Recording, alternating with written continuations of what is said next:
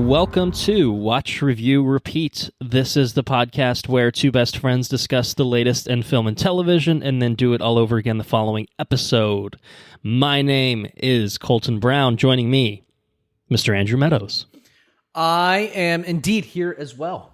And just a mere few minutes ago, baby Bennett was with you as well, and he seemed like he was having a nice Saturday morning. We're here on a Saturday morning, although it's now technically folded over into the afternoon by the time we've actually got going on this. But this is an unusual time slot for us to be recording. I'll just note for the record, I am drinking a beer. It's a coffee stout, which I felt was like a sort of appropriate thing, you know, splitting the difference between the waking up, starting the day, and recording a podcast. But I am still in my robe. There we go. So, it's like the perfect. And I'm wearing a dude t-shirt, so it's kind of like that's excellent. everything seems right in the world. At least there's balance. Yeah. So it's the weekend, and this is how we're kind of kicking it off. I mean, I guess we had some Friday night shenanigans. I stayed up a little too late myself, so it's been a tougher morning than I anticipated once upon a time. But that's how things go sometimes. Alas, so here we are. I'm sure you've had great sleep, as you've had great sleep for this past month and a half, whatever it's been. I will tell you that I don't want to jinx myself, so I'm knocking on multiple woods here. But all of the wood in the room. Past 2 nights, baby B has slept for over 6 hours. Oh man, one stretch, which is effectively, 6 hours of sleep is. I think that's medically a full night's sleep. Yeah, I think if you can get that, like in a continuous, uninterrupted state, totally good. You're solid. You might be groggy, you might be a little tired, but like you're gonna be functional. You'll be fine. Oh yeah. Especially a little caffeine, a little coffee doesn't hurt, obviously, to kind of supplement that. But you're in business. You're in business. Yeah. Cup number 2. Well, we've got a big one to talk about here. Mission Impossible Dead Reckoning Part 1. It's only taken half of a decade to get here, but we're here. Yeah, I know. It's so crazy. Mission Impossible Fallout, which is number 6 in the franchise, this is number 7, that came out in 2018. You say half a decade, and that is literally true. Obviously, a lot of COVID delays are to blame and stuff, but damn it. I didn't think it felt like that long, but at the same time, it also has felt like a million years. So I don't know. It's kind of a weird thing, but I think it's because this movie, they've been making it for years and years and years, and I think it was even ready to go basically last year, and then bumped again because of all the release date stuff that keeps getting shifted around. But man, I'm glad that it's here. I'm glad that we're finally able to talk about it now, having seen it. And kudos to them for not doing. I feel like they did not do the Top Gun thing, where like you get 5 years worth of trailers. We didn't get 5 years worth of trailers for this. That's true. It was just in production hell for 5 years, or yeah, not I think necessarily 5 years. But I agree. Yeah, Top Gun was one where they just kept bumping and kept the trailers going no matter what. Yeah, exactly. Oh man, yeah. But yeah, we're having a quite a month of July. We obviously covered Indy in July. It was technically a very late June release, but we're moving right into Mission Impossible, one that we've been looking forward to for a long time. Just as we did with Indy, we did a bonus episode covering the Mission Impossible franchise right before Fallout came out, so it's been basically 5 years since we would have done that as well. It's a really, really fun, fantastic franchise with, like Indy, some ups and some downs, but mostly ups. Very good franchise overall. Yeah. Really only one major down. Number 2. It's not very good, but it provides a lot of entertainment value in a way that something like Temple of Doom and the Kingdom of the Crystal Skull do not. So we'll give it at least some credit for that. Gray Scott, man, just absolutely crushing in that movie. Let's put it that way. But anyway, we have we have lots of thoughts on the Mission Impossible franchise that we've put on the record thus far, and so it's just always exciting to be able to revisit the franchise with a whopper of a film here, running in almost 3 hour runtime, and it's only part one. So we still got a lot to talk about with this one. So I am looking forward to discussing a little bit more. I mean, we've got Barbenheimer on the horizon, so we're busy right now. And I will say, obviously, your life is busy. Quite busy. You're working a lot. You're working just as much as you were before, basically. Now you got a baby on top of that. You have a wife to take care of, who is also taking care of the baby. And I think she's going back to work pretty soon, is what I'm hearing. Which it's just beginning of August. Yeah, couple weeks, maybe even less than that.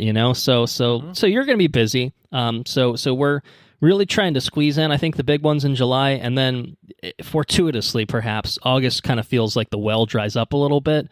So we're going to be busy in action, in the next few weeks, trying to get through these big ones in July, and then you may not hear from us as frequently, down the road. But I think the general, and I'm just saying this as an aside before we really get into anything,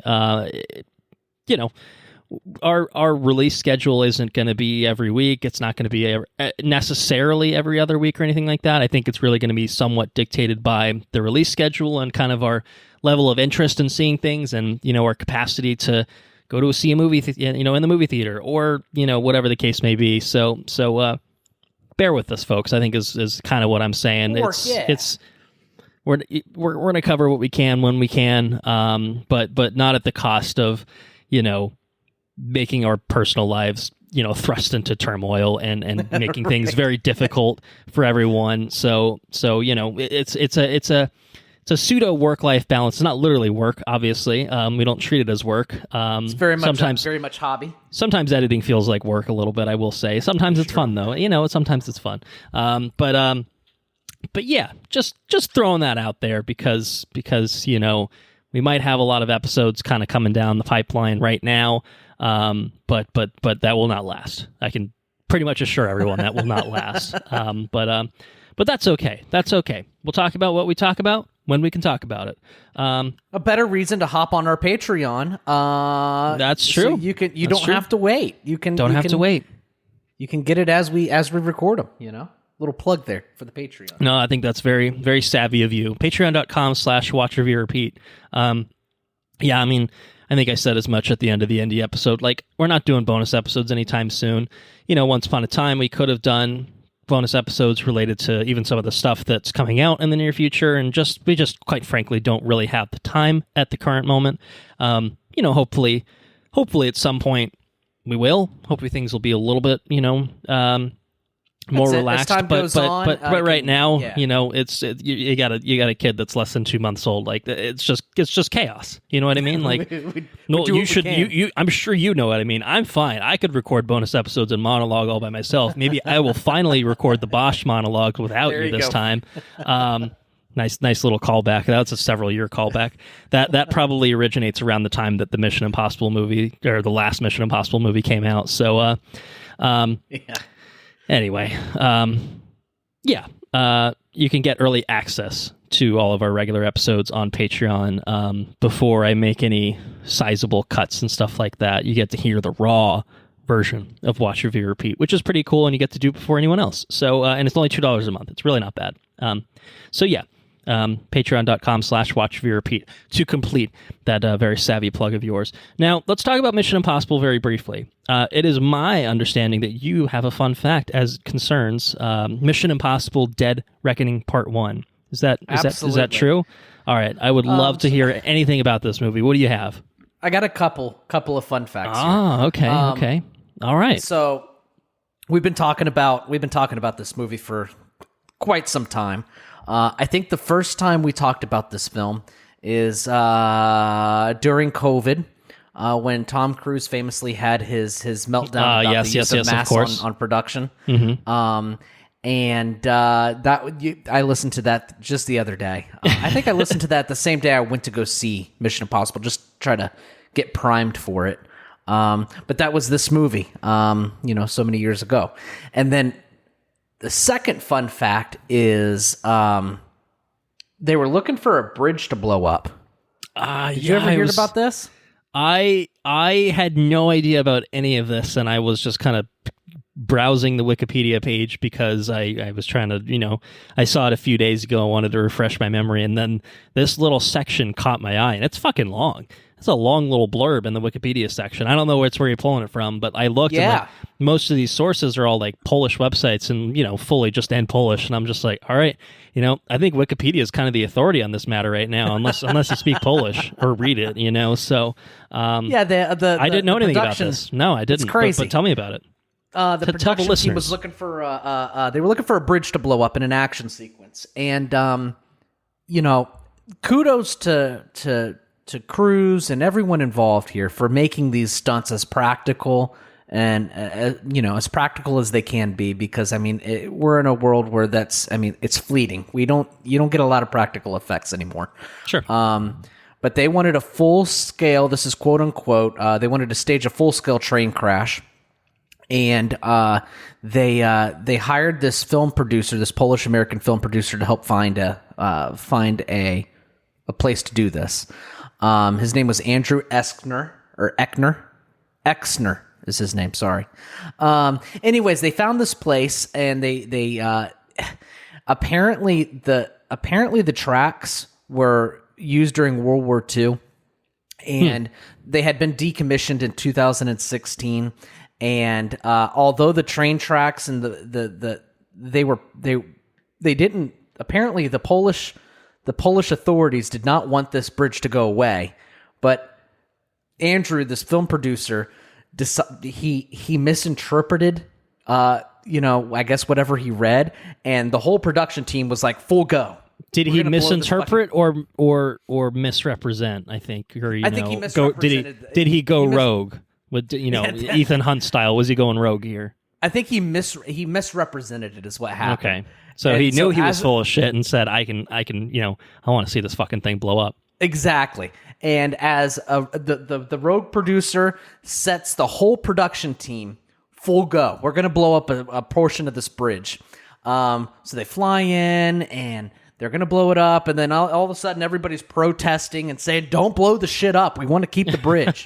And it was they ended up settling on some sort of quarry or some sort of place to throw this locomotive off the bridge, but they apparently Exner ended up suing Paramount Production and Cruise and Macquarie for a breach of contract because of his own shit. Like, I'm not quite sure exactly how that turned out. I'd be interested to see who. I assume it's probably still ongoing, but it kind of feels. Just another if he's the one, full of shit in the first place, lying to the production crew about like, yeah, let's blow this up, and then turns around and sues him, kind of seems like he's the idiot that's going to be on the hook for lots of money. But we'll see. So just another portion of this film that was just wrapped up in drama and it's I don't know, it's just wildly interesting. And then, of course, you have I've talked about this 100 million times. Tom Cruise training to jump off the mountain. The mountain jump. Yeah. Which they put the behind the scenes out of that like months ago. Like everyone's kind of known that it's coming, and like that's kind of like the big stunt for this movie, and they just did it basically. He just rides a fucking dirt bike off the side of the mountain, base jumps, and it was. Very awesome, practical stunt, with your lead man doing it, which is... it's Tom Cruise, you would expect nothing less from the man. Tom Cruise is like, what, pushing 60 now? Yeah, 61. I'd say, yep. He's fully pushed into it, past it even. So yeah. What a guy. I guess he's still got it, at least in terms of, committing to the cause. So yeah. I did watch his, like I said, I listened to his rant again, and it's just his, I don't know. It just seems like he's just a very passionate dude. You know what I mean? He loves movies, man.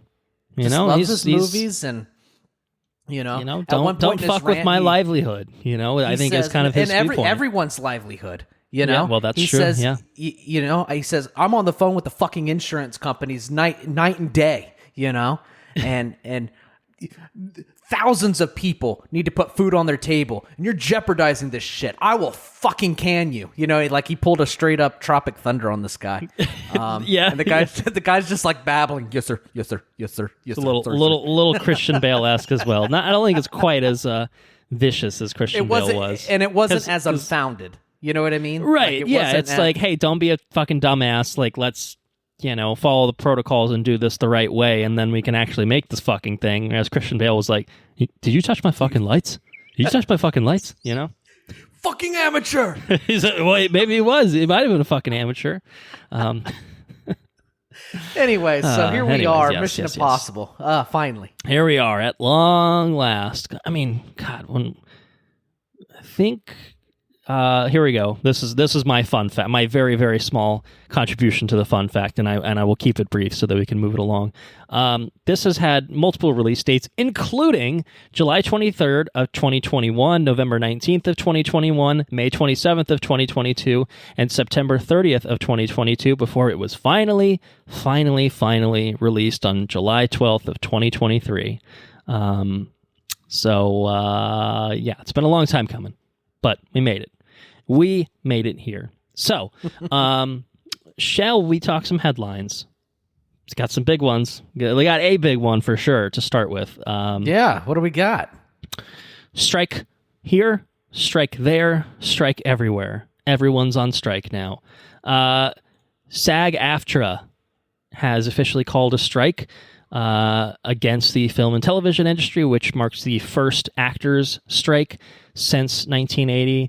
So SAG-AFTRA is an acronym which stands for the Screen Actors Guild, American Federation of Television and Radio Artists, which was it's a labor union that was a merger of two different labor unions, SAG and AFTRA. They are just now SAG-AFTRA collectively, and they have called a strike against the film and TV industry because they had some demands that they were asking for and forging a new contract for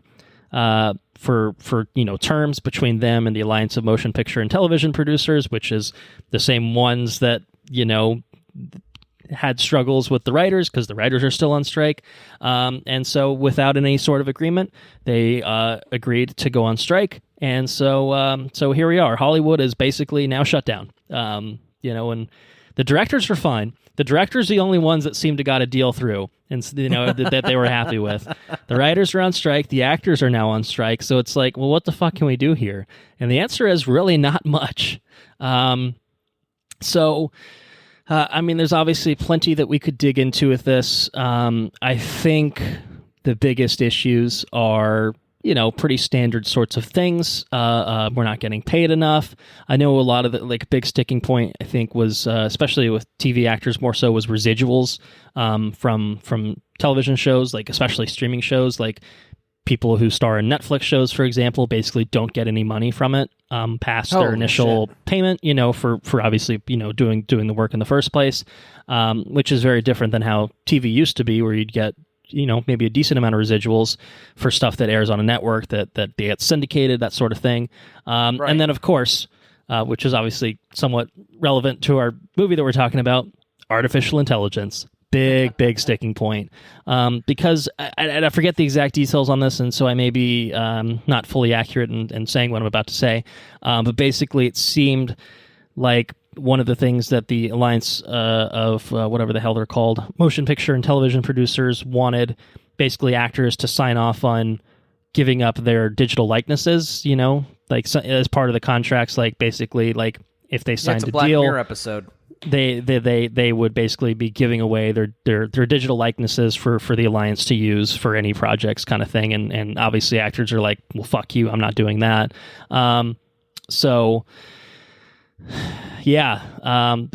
There's definitely some issues that will need to be resolved, and as has been the case with the writer strike, which has now been ongoing for several months, who knows how long this will drag out. And I said as much to Anna when this news came out, and I was like, Hollywood can shit on writers because that's that's just how it goes, and I don't mean that because it's justified. I don't mean that, I don't say that lightly. But writers are kind of just walked all over. But actors, Tom Cruise is saying, "Fuck you, I'm not acting anymore." Like, I don't know. A problem. You got yourself a big problem, and so and I think one of the sort of helpful things of being able to do this strike right now, which is, by the way, the first time that both the actors and writers have gone on strike since 1960, when the president of the Screen Actors Guild was future American President Ronald Reagan. Fun fact for you right there.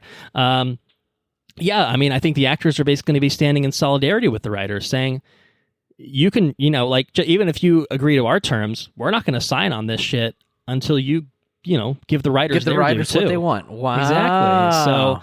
So this could be a real changing of the tide. This could lead to, obviously, some substantial changes in terms of protections and everything for actors and writers, which I think at the end of the day is a good thing. I mean, what's the cost? It might mean that a CEO gets paid a little less money.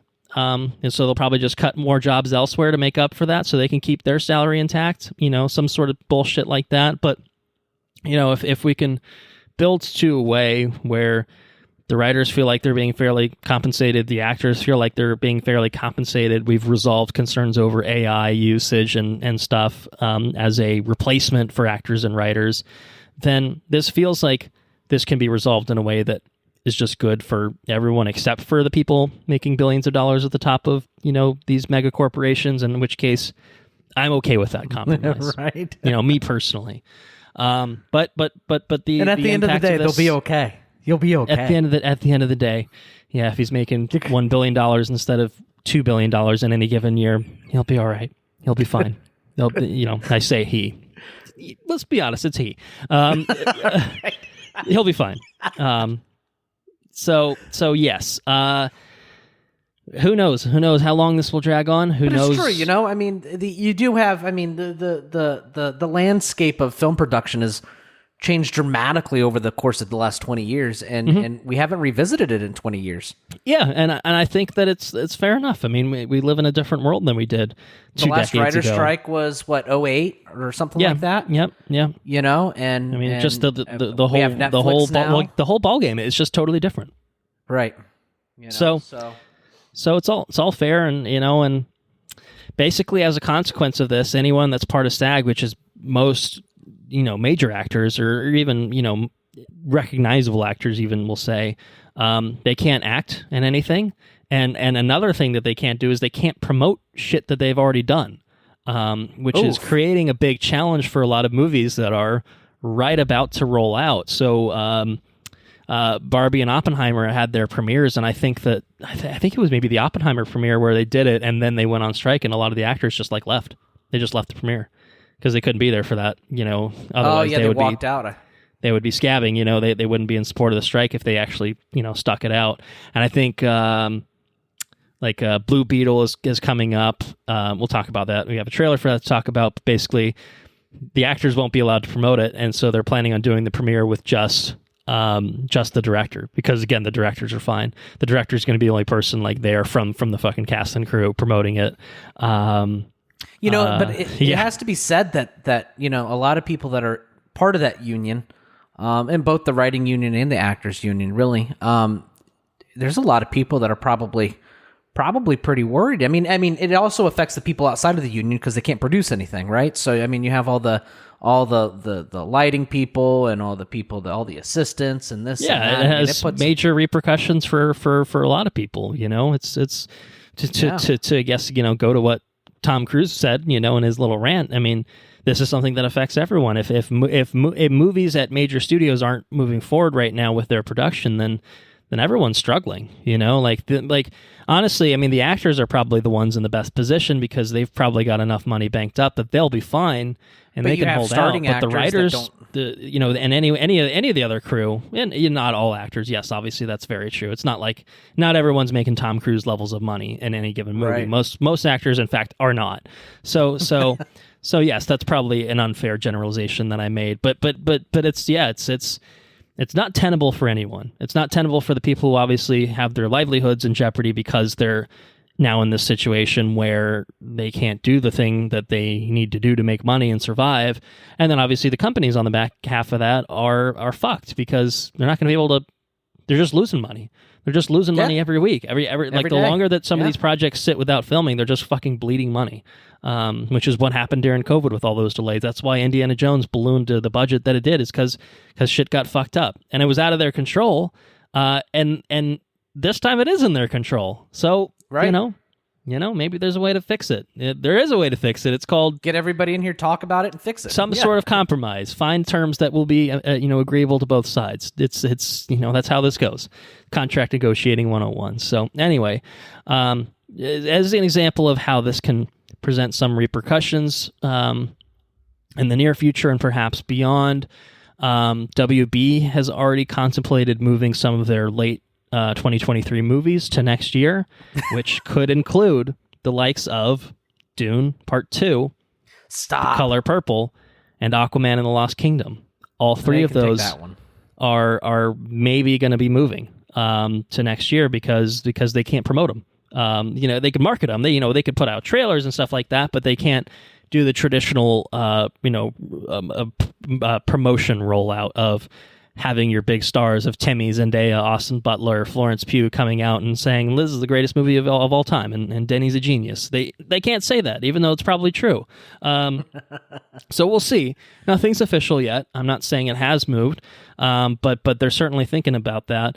Now there are other things that are currently shooting, which now are not shooting because they can't move forward. So Mortal Kombat 2, we talked about the big casting with that. Stop shooting right now. Deadpool 3, we'll talk about that in just a second, has also stopped shooting. It was shooting through the writer's strike, and then now that this strike has happened, now they're just like, oh, we can't do anything. Mission Impossible 8 is supposed to have some pickup shoots and stuff, and they can't do that until the strikes are resolved, or at least SAG, probably both. I think probably both strikes are resolved. So that is supposed to come out June of next year. Maybe it won't. Maybe it will. Who's to say? Gladiator 2. Yeah, we're still getting Gladiator 2 in case you forgot. Has been halted halfway through filming. Okay. It's set for November of next year, so it could be Lilo and Stitch, the live action one. We're getting that too. Venom 3. All of these are movies that were in various states of motion, aka shooting. And it's not just movies, I will say. It's TV shows too, like Andor, middle of shooting its second season, but they're planning on cutting the shoot short. Who knows how they'll handle that, if they try to go back to finish up stuff later on, or if they just work with what they have. But I don't know. Just as that writer strike, in 2008 caused some fucking issues for projects, I think that we could see the same thing here of things just not coming together in the way that they once upon a time could have or should have. So anyway, that's the long and short of it. That's the SAG-AFTRA strike, which we will just kind of have to keep tabs on and see what happens moving forward. So yeah, I think that was kind of the big one. It kind of made sense to get that out at the front. So let's move on. Let's move on and talk about. I just brought it up. Let's talk about Deadpool 3. Really, kind of two pieces of news kind of buried in this one. And obviously, this was before it stopped shooting or whatever. That some of this came along. The first piece of news, which I think is hilarious and awesome, is that Jennifer Garner is expected to come back as Elektra for this movie. So I think that we're getting some 20th century shenanigans here. Maybe a Deadpool kills the Fox universe kind of thing. Okay. Something like that, which I think could be good. There were rumors that Ben Affleck was maybe coming back as Daredevil for this. I think if we get the original Fantastic Four cast, that could be very good. We've already seen Sir Patrick Stewart back as Professor X and Doctor Strange. So bring back the rest of the X-Men and have fun with it. I think that sounds very, very good. So anyway, fucking wild, but great. Good. Very cool. But really the big thing, and obviously we've known that Hugh Jackman has been coming back as Wolverine, but we have now gotten a first look at Hugh Jackman finally suiting up in the blue and yellow comic accurate suit. Now, no mask in the image that we saw, no mask, but he's rocking the full fucking, Wolverine suit. So what do you think? What do you think about this look? I think it's long overdue. Why was it never donned? Why have we never donned the... I guess it's just, I don't know. I think some of it was comic book movie sensibilities in the early 2000s. Then they never quite shed that, because it was the black leather and, what would you prefer, yellow spandex? Yes, sir, I would. So yeah. And then I think at a certain point, I think Wolverine almost became too serious of a character to be able to wear something like this. The best you got was, I think it was even a deleted scene in the Wolverine, the second solo one, where he opens up a case and it has the mask and stuff in it. Maybe it's it's at the end of the movie. I can't remember. What was that? What movie was that? I think that's the Wolverine, not X-Men Origins Wolverine, but the Wolverine, where he went to Japan. And so, there's always just kind of been teases here and there, and even with the X-Men proper, they never really put them in shit. And then I think maybe it was the end of X-Men Apocalypse was the first time where it's oh, we're gonna put them in comic accurate costumes at the very last scene of this movie, and then the next one came out and they weren't wearing them. So it's I don't really know what the hesitation has been, other than we think black leather looks fucking cool, man. So and then when we got to Logan, obviously if Hugh Jackman was wearing this shit in Logan, that would have been pretty fucking silly. So I kind of get that, but this feels like a great opportunity. It's Deadpool. If you're gonna embrace something that may be seen as a little silly and a little different than what we've seen, do it in a Deadpool movie. That's the right occasion for it. I think it looks great. I've seen some people make the comments, and I do agree with this, that this version of the costume is usually almost a more sleeveless look. And we know Hugh Jackman's got some, he's a huge jacked man. We know he's got some guns that he could be showing off in this costume. And I think that would have been fine too. And I understand if he doesn't wear it all the time, but he better put the fucking mask on at one point. I need him with, I need the full ensemble. But I'm loving this. I think this is great.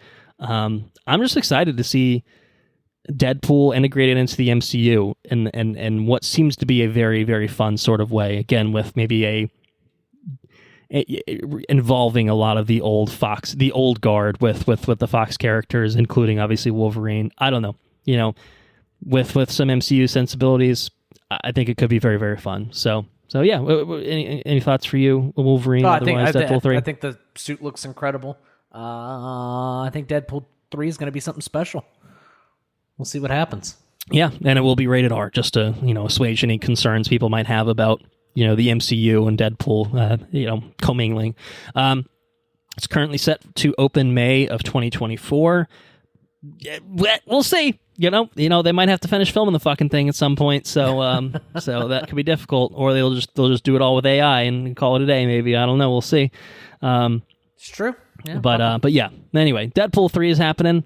And Hugh Jackman is officially suiting up as Wolverine. So get ready, bubs. All right, moving on. More casting stuff. Tron Ares is happening. The third Tron film is happening, which is exciting in some ways. The least exciting part of it is something that we talked about. It will be headlined by one Jared Leto. Which is a bit of a bum, obviously, because Jared Leto is a weirdo and kind of sucks in general. Generally sucks in general. But we are getting another Tron film, which is kind of exciting. And so, what this sounds like, and I don't know if we've actually talked about what this movie's going to be, and I think this may be new information, at least for us anyway, is that basically compared to the Tron movies, which have very much been set in the video game world, this one is apparently going to spend more time in the real world. It's going to center on a sentient program that crosses over into the human world that isn't ready for contact, which again, it kind of feels like it has a little bit of similarities to the movie we're talking about today. Not to the same extent. No, there's no video game shit in Mission Impossible, but there's certainly some sentient program things going on. Let's put it that way. But the news here is not obviously what it's about. The news here is that we're getting some new cast members. So I think, as was the case with the Superman casting before, with casting Superman and Lois Lane, and there's more Superman casting to get to that momentarily as well. I think that a lot of studios were trying to lock in deals before the strike was happening, because otherwise they would have to wait until the strike was resolved to be able to get people to sign up for these contracts. So joining Jared Leto are Evan Peters, Greta Lee, Jodie Turner-Smith, and Sarah Desjardins. It doesn't seem like there's a lot of returning cast members, if any, from the prior Tron. No word on Jeff Bridges, Garrett Hedlund, Olivia Wilde, or anything like that. It does seem like this is kind of intended to be a relatively standalone entry that's obviously a sequel, but not maybe a direct sequel. So I don't know. What do you think? Tron Ares, anything that interests you? Cast, no, premise, I'm actually otherwise? actively disliking the project more and more the more we talk about it. I kind of feel the same way, which sucks, because I like Tron. Yeah, Tron's such a cool thing. I mean, obviously we could probably reasonably expect Daft Punk won't be back for this, so it's going to be a score downgrade if nothing else, but just feels like a downgrade in every way. That's right. Yep. I don't know. I don't know, man. I like I'm Tron. I'm not feeling this one. Like, I like when people enter video game world. I like that. That right. That's a fun concept. We don't like. It's like the thrust. Oh my God! Tron. Someone's entering the real world. It's like, oh well, that's every other movie. Right. Anyways, okay, so that's that. It's a thing that's happening. And all right. Well, I think maybe we'll put a pin in Tron Ares news until a trailer comes out and maybe persuades us that it could be good or confirms our worst fears. Maybe. I don't know. We'll see. We will see. That's right. Jared Leto. God. Stop putting Jared Leto in movies. If you're going to put him in a movie, don't make him your lead. I mean, I don't know. Whatever. Yes. All right, moving on. Superman Legacy. We have more casting, as I just mentioned. Lots of interesting casting here, I will say. There's going to be more than one superhero in Superman Legacy is what we're learning from this. So to start, Anthony Carrigan, who you'll know as NoHo Hank from Barry, Yeah, okay. has joined the cast as the DC character Metamorpho, who is an archaeologist turned hero named Rex Mason. And it's kind of funny. I don't know if you clicked on the link to this, but it's very funny. He just looks like the comic book character, so it just feels like a perfect casting. Let's check it out. That's ridiculous. He's a man made of shifting massive chemicals, and so he can kind of, I guess, transmute and he's got elasticity and stuff like that is kind of his deal. He's got a silly looking costume and whatnot, but Anthony Carrigan's great. That's exciting. He seems very, very excited about it. James Gunn was very excited to work with him. But beyond that, we know as well that Isabella Merced is going to be playing the character of Hawk Girl. Edie Gathegi is going to be playing the character of Mr. Terrific. And then finally, Nathan Fillion, who previously had a role in the DC universe as the detachable kid, the arm fly off guy. He's now playing someone else in this new iteration of DC. He's playing a Green Lantern by the name of Guy Gardner. Oh. So he's not Hal Jordan. He's not John. Well, thank God he's not John Stewart. That would have that would have ruffled some feathers. But he's playing Guy Gardner, who's like this fucking Green Lantern with like he's like a redhead with a bowl cut. So great, yeah. So sounds like Superman Legacy is going to have a different tone and feel than we've been accustomed to. For definitely not a proper standalone Superman movie where Superman's the only meta in town. It's very interesting. I mean, it feels like it's going full balls to the wall comic booky lived in world of superheroes exist, which is kind of interesting. We've never really had that for Superman on screen. It feels almost closer to like what the animated shows would have done, where it's just like, yeah, this is just a fucking comic book world, and there's superheroes that exist in this, and I think James Gunn has kind of basically commented and basically been like, the Clark Kent side of things will be very much just, Clark Kent, but in the Superman side of things, he part of his world is dealing with these people, and these other superheroes and stuff like that. So it's interesting, and it's kind of an unexpected wrinkle, I think. For me, I wasn't anticipating Hawkgirl and a Green Lantern to be in this movie, and I don't expect them to be in it for, sizable parts of time. Maybe it's just more setting up these characters to be involved more down the line in the DCU. But it's very interesting at the same time. A lot of characters that we've really only seen on the TV side of things, CW side of things. Hawkgirl, Mr. Terrific are both, I think, only CW only characters that we've seen in terms of, or maybe on Smallville too. I think we've probably seen maybe at least one of them on Smallville, but still. Yeah. I don't know. What do you think? Yeah, like I said, I think the tone and feel is going to be a lot different than what we're accustomed to in a Superman movie, and I'm 110% for it. I meant to catch the animated one that dropped on Max. The animated show, right? Yeah, but I did not catch it. So I have not either. So yeah, anyways. Well, It's just another animated DC thing on Max to talk about. I think we talked about the Doom that came to Gotham on the last episode. I don't know if you ended up watching that. If so, we can talk about it later. But yeah, maybe another time. Well, I didn't finish it. But anyways, yes. All right. Well, we got some trailers to talk about. I think we can move through these, at a decent clip. Some are projects that we've talked about before. Some are projects that, here's what I'll say. Especially given, the busy schedule that we have in our personal lives and the fact that we can't cover everything, or at least cover everything that we might have once upon a time. I think that trailers are like a really, really good metric of like, is this something that we care about enough to see in the first place and then cover potentially? And so I think that's kind of how I look at a lot of these trailers of like, all right, I'm putting these in here as like a a mental note of what do we think? What do we think about this? Is this something that we're going to spend our times with?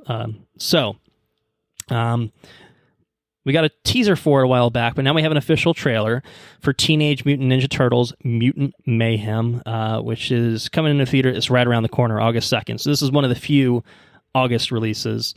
And so, new trailer, we get a sense of kind of what the story is, with maybe the Turtles finding these other mutants in town and in New York, and kind of that resonating with them. We still see it's got kind of the Spider-Verse-y sort of animation vibes and whatnot, but I can't remember where we were with it in terms of how we felt about it from the teaser, but now where are you at with it based on this trailer? Is this? Oh, I think it looks great. I think it looks like Teenage Mutant Ninja Turtles meets Across the Spider-Verse. I think which is not a bad thing. Both independently good things that seem like they could work well together. Right. Very, very excited. Okay. So is this warranting a theater visit for you then, in your estimation? Yeah, I think so. I think it will. Okay. All right. Yeah, I wasn't sure, if this was going to do anything for me, but I kind of agree. It looks like a lot of fun, and I think that it looks very different than any of the other Turtle stuff that we've gotten in a while. I mean, obviously very different from the live action stuff, from, the original, the classic live action stuff, which I love those fucking movies. And then we got the Michael Bay Turtles, which was just like a dark era for Teenage Mutant Ninja Turtles. And this just kind of feels like turn back the clock, have fun with it. Do right by these characters, get weird and different. You got your Bebops and Rocksteadies and Superflies and, crazy stuff. April O'Neil I think she's black in this one, so I'm sure that will also piss people off, which makes me want to see it more. So, but yeah, I'll agree. I think I might A-list this one, and check it out. Give it a Dolby. Yeah. Well, as long as Oppenheimer's not taking all the Dolby, still we'll see. Got to have its 2-week run or whatever, I'm sure. So yeah. Okay. All right. Well, then maybe we'll put a pin in it, and maybe this is something that we come back around to in August sometime. Maybe this is one of the few projects that we spend our time with in August. We'll see. Yeah. Okay. All right. Well, there you have it. Teenage Mutant Ninja Turtles Mutant Mayhem, August 2nd. Now, something that's a little further down the line. I clicked the trailer and it was very loud. Sorry about that. Oh, good. Something that's a little further down the line, March of next year, so we won't be covering this in August, is one of Pixar's next projects, maybe literally Pixar's next project, called Elio. We got a teaser trailer for it, and it's a little boy that ends up in this universe thing as Earth's leader, Earth's ambassador to the rest of the universe, and it looks like a different flavor of Pixar, than we usually get. But is it one that intrigues you? He looks like me. Yeah, when I was a little kid. Yeah, you got a little eye patch. Because he's got a little eye patch. I had a little eye patch when I was a little kid. I wasn't Spanish, but that's cool. I did have an eye patch though. So did this teaser draw a tear or anything like that? No. Okay. I've been prone to sometimes these trailers, some of these 2-minute things can whack you, with some emotions. The Color Purple did, but this one did not. Okay. I do think it looks it looks fun. I didn't quite, the jokes and stuff in the trailer didn't quite land with me. Yeah. But it looks interesting enough. We'll give it a shot. Screenwriter and co-director of Coco. So that's good. That's pretty good. I think I generally agree. I think there's a very good chance this is good. I think, Pixar typically doesn't miss, and if they do miss, it's not by that much. Not by a whole lot, right? And this is different. I mean, I guess we did get Lightyear, which was kind of like a Pixar sci-fi thing, and I still haven't seen it. But this looks, again, outside of the usual scope and genre that Pixar tends to play with, and so I'm kind of curious about it. The jokes, I would say, they weren't the funniest for me, but that's not necessarily reflective of the big picture of the final product. So no. I'm with Pixar's kind of a company where it's just like, I mean, obviously I haven't seen literally every movie and certainly not every recent release they've made, but I typically will pay attention. Pixar doesn't just churn shit out left and right, No. They're just not a company like that. So yeah, this is March of 2024, March 1st of 2024 that this is coming out. And I'm sure maybe when we get the full trailer, then we get a sense of more of what's going on here and whatever and stuff. So, Elemental was the recent one, which I still haven't seen that either, which didn't do well out the gate. But I think actually held pretty well. I think it came out around the time that you were busy with a newborn baby and stuff. So I was gonna say I don't remember that coming out. Yeah, no, I think you weren't going to the theaters. I think it was maybe the same week as The Flash. Anyway, okay. so yeah, there's Elio. So yeah, a couple little animated projects to kick off the trailers for you guys. Now we got a couple TV shows. One happening very, very... Actually, I think both of these are right around the corner, starting within a week or two. Just a week. Just literally within a week. We are getting a second season of Good Omens. Now, I may be misremembering, but I think that you watched the first season or some of it. Maybe you did or didn't. I can't remember. Watched the first season. Also read the book. Yeah, it's a Neil Gaiman thing, and I kind of figured it's up your alley. I didn't watch the first season myself, despite wanting to do so. But I put it in here because I was thinking that you had a connection to this, as I recall. Which the first season came out ages ago. I'm a big Neil Gaiman guy. I like Neil Gaiman. Yeah, I like a Gaiman head. A Gaiman head. What? Yeah, is that a thing? I don't know. That doesn't sound right. But and so I was like, I don't recall any of the stuff in the trailer. Yeah, this is because the first season was the book, was it not? The first season was the book. Yeah, exactly. So I think they're just continuing the story, right? I had to go and take a Wikipedia dive and a wiki dive, sure. Yeah, and so whenever Good Omens was originally written, I think in '89, they him and the co-author for Good Omens Terry Pratchett talked about. Yep. They talked about making a sequel to the book, but Neil Gaiman moved to America. Okay. Apparently, and it just kind of fizzled. Nothing ever really came of it. And ultimately, the co-author, which you could say his name again. What's his name? Terry Pratchett. Terry Pratchett. Terry Pratchett passed away. Right. a while ago. And this almost seems to me, because he had a vision for a sequel for Good Omens. And so it almost seems to me like this might be like a continuation off of his notes and everything. By like this is a way to do it. We didn't actually get around to writing a sequel properly in terms of book form, but we can kind of take those ideas and put them on. That's right. On the put screen. Them on screen. Yeah. It kind of feels like a homage to his friend in a way, which was pretty nice. So that's cool. Neil Gaiman's a real cool guy. And you liked the first season, to your recollection? Yeah, I thought the first season was pretty fun, pretty zany, much like the book. I think the book's definitely worth a read. I think the book is great. Show was good though. I like Crawley and Aziraphale. I think they're just the characterization and everything in the show is really, really good. It's a really cool concept and a very good two actors and David Tennant and Michael Sheen. It's hard, and we're getting a lot of John Hamm in this particular season, is what it looks like. I don't know if he was in the first season a whole lot, but he wasn't. No, big John Hamm presence here. Yeah, big John Hamm presence. I mean, the whole concept's like really funny. It's just a real cool deal. Okay. Well, this is coming out July 28th on Prime Video. So what do you think? Are you back on board for more Good Omens? I am. I have Apple TV, and so like things pop up like whenever I hover over like Amazon, and I'm constantly hovering over Amazon looking for Invincible, looking for The Boys. They just dropped something for Invincible. They did. Not talking about it, but yeah, I started it last night. Yeah. Okay.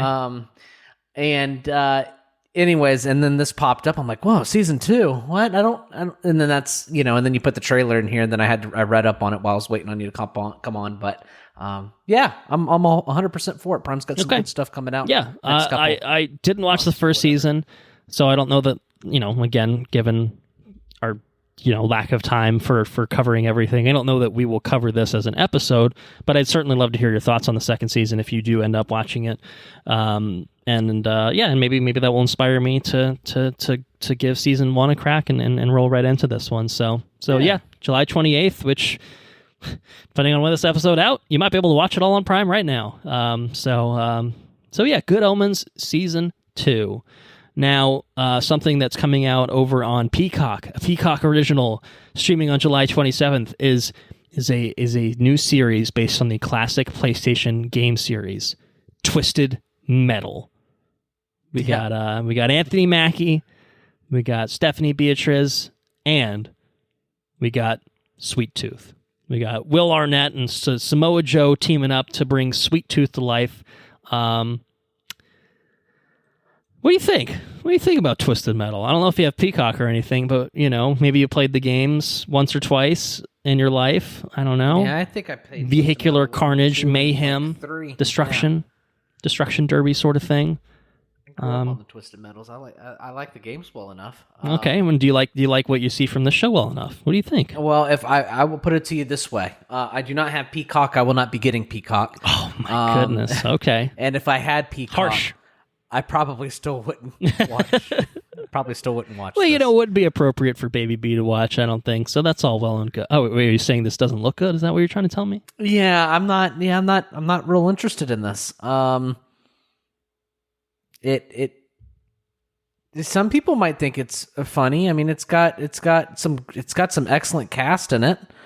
Sure. And I'm sure it might be good to the people that like it. But but you're saying that in terms of adapting classic PlayStation games from video game to TV, that this will not match or surpass The Last of Us?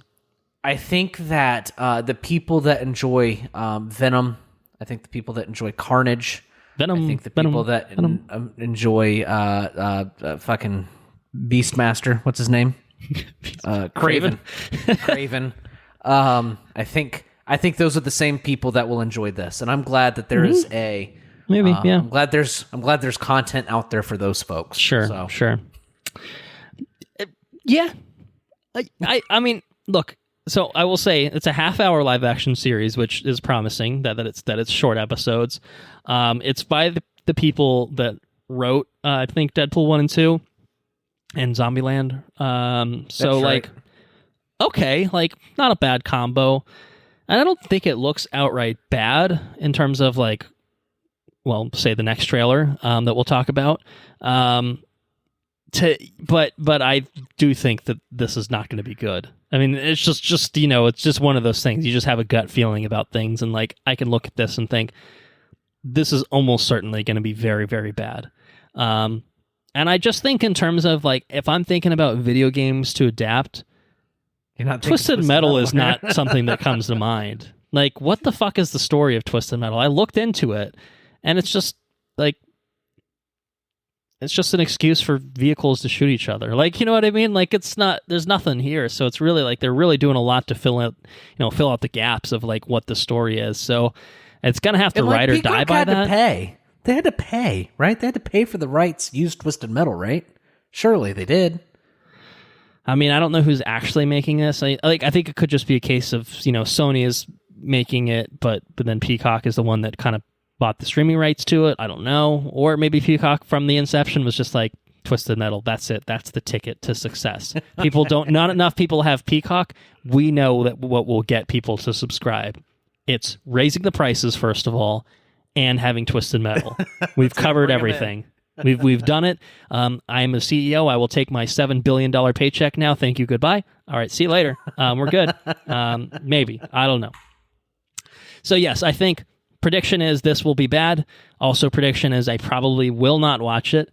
But you know what? It could be fun, and it could be, the right kind of thing for people that are in for a zany action show. I think it could still kind of fit into that niche in a way that people would enjoy it and find something, to take away from it.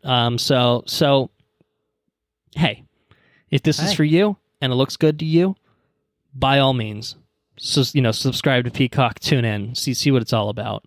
But for me, for you, probably not going to make the cut given all the other millions of TV shows out there that we haven't watched or would rather just rewatch or whatever. So anyway, let's move on with a couple more movies to finish out our trailers. This next one, I really debated putting in here because I think it's a pretty clear one, at least for me, that I give no fucks about. Expendables 4? Expendables? I'm pretty sure it's Expendables. And I will say, I have never cared about the Expendables franchise. In fact, I'm not sure that I've seen any more than a 5-minute cross-section on TV, in a hotel room or something. And I kind of get the appeal of like a nostalgic throwback 80s action movie with your big action stars of like Sylvester Stallone, Dolph Lundgren, Arnold Schwarzenegger was in one of them. I get it. Jason Statham, although he's kind of more of he's not an 80s action star, let's put it that way. Yeah. I get it. I kind of get the general kind of thrust of it, of how this could be fun and interesting. I don't know. What is it? Have you? Well, I don't. It's definitely not fun and interesting for me. Have you seen any of them? I have not seen any. Not a single one. It's so funny that you talk, like you put this in the news. I literally called. I had to call one of the. I deal with a bank, and then I have this lady that I deal with on a regular basis. Her name's Shonda. And she watches a bunch of stuff. Shout out to Shonda. Okay. Yeah, that's it. And I called her yesterday about a deal, and I asked her if she was caught. I said, "Oh, it's a big movie weekend. Are you going to go see any of these things in theaters?" And then we talked for like half an hour on the phone, and we ended up talking about Sylvester Stallone and the Expendables. Okay. And she goes, I was like, I haven't seen a single one. And it's like, I don't think they'll ever make number 4. They have to stop. They're going to be too old. So Sylvester Stallone's like 80 fucking years old. Joke's on you, Shonda. They already made it. Oh, it's hilarious that it's there. Anyway. Oh, man. And 50 Cent is in this. Megan Fox. Oh, man. They're just bringing out the big guns for this one. Yeah, so neither of us are Expendables fans. Fair to say, fair to put it out there, which doesn't mean that we don't like them. It doesn't mean that we wouldn't enjoy them. But I think we can certainly weigh in that they're bad on, because I've never seen it. We cannot say if they're good or not. We can't say that. We can't say if they're bad. We cannot definitively say that. Maybe we will. Probably not. But maybe in we an alternate will. universe where you're single and I'm single and I don't have a baby and we're doing Expendables bonus episodes. Yeah, a multiversal bonus episode. So if you can find a multiversal traveling device, you could seek out that bonus episode. Otherwise, you're fucked.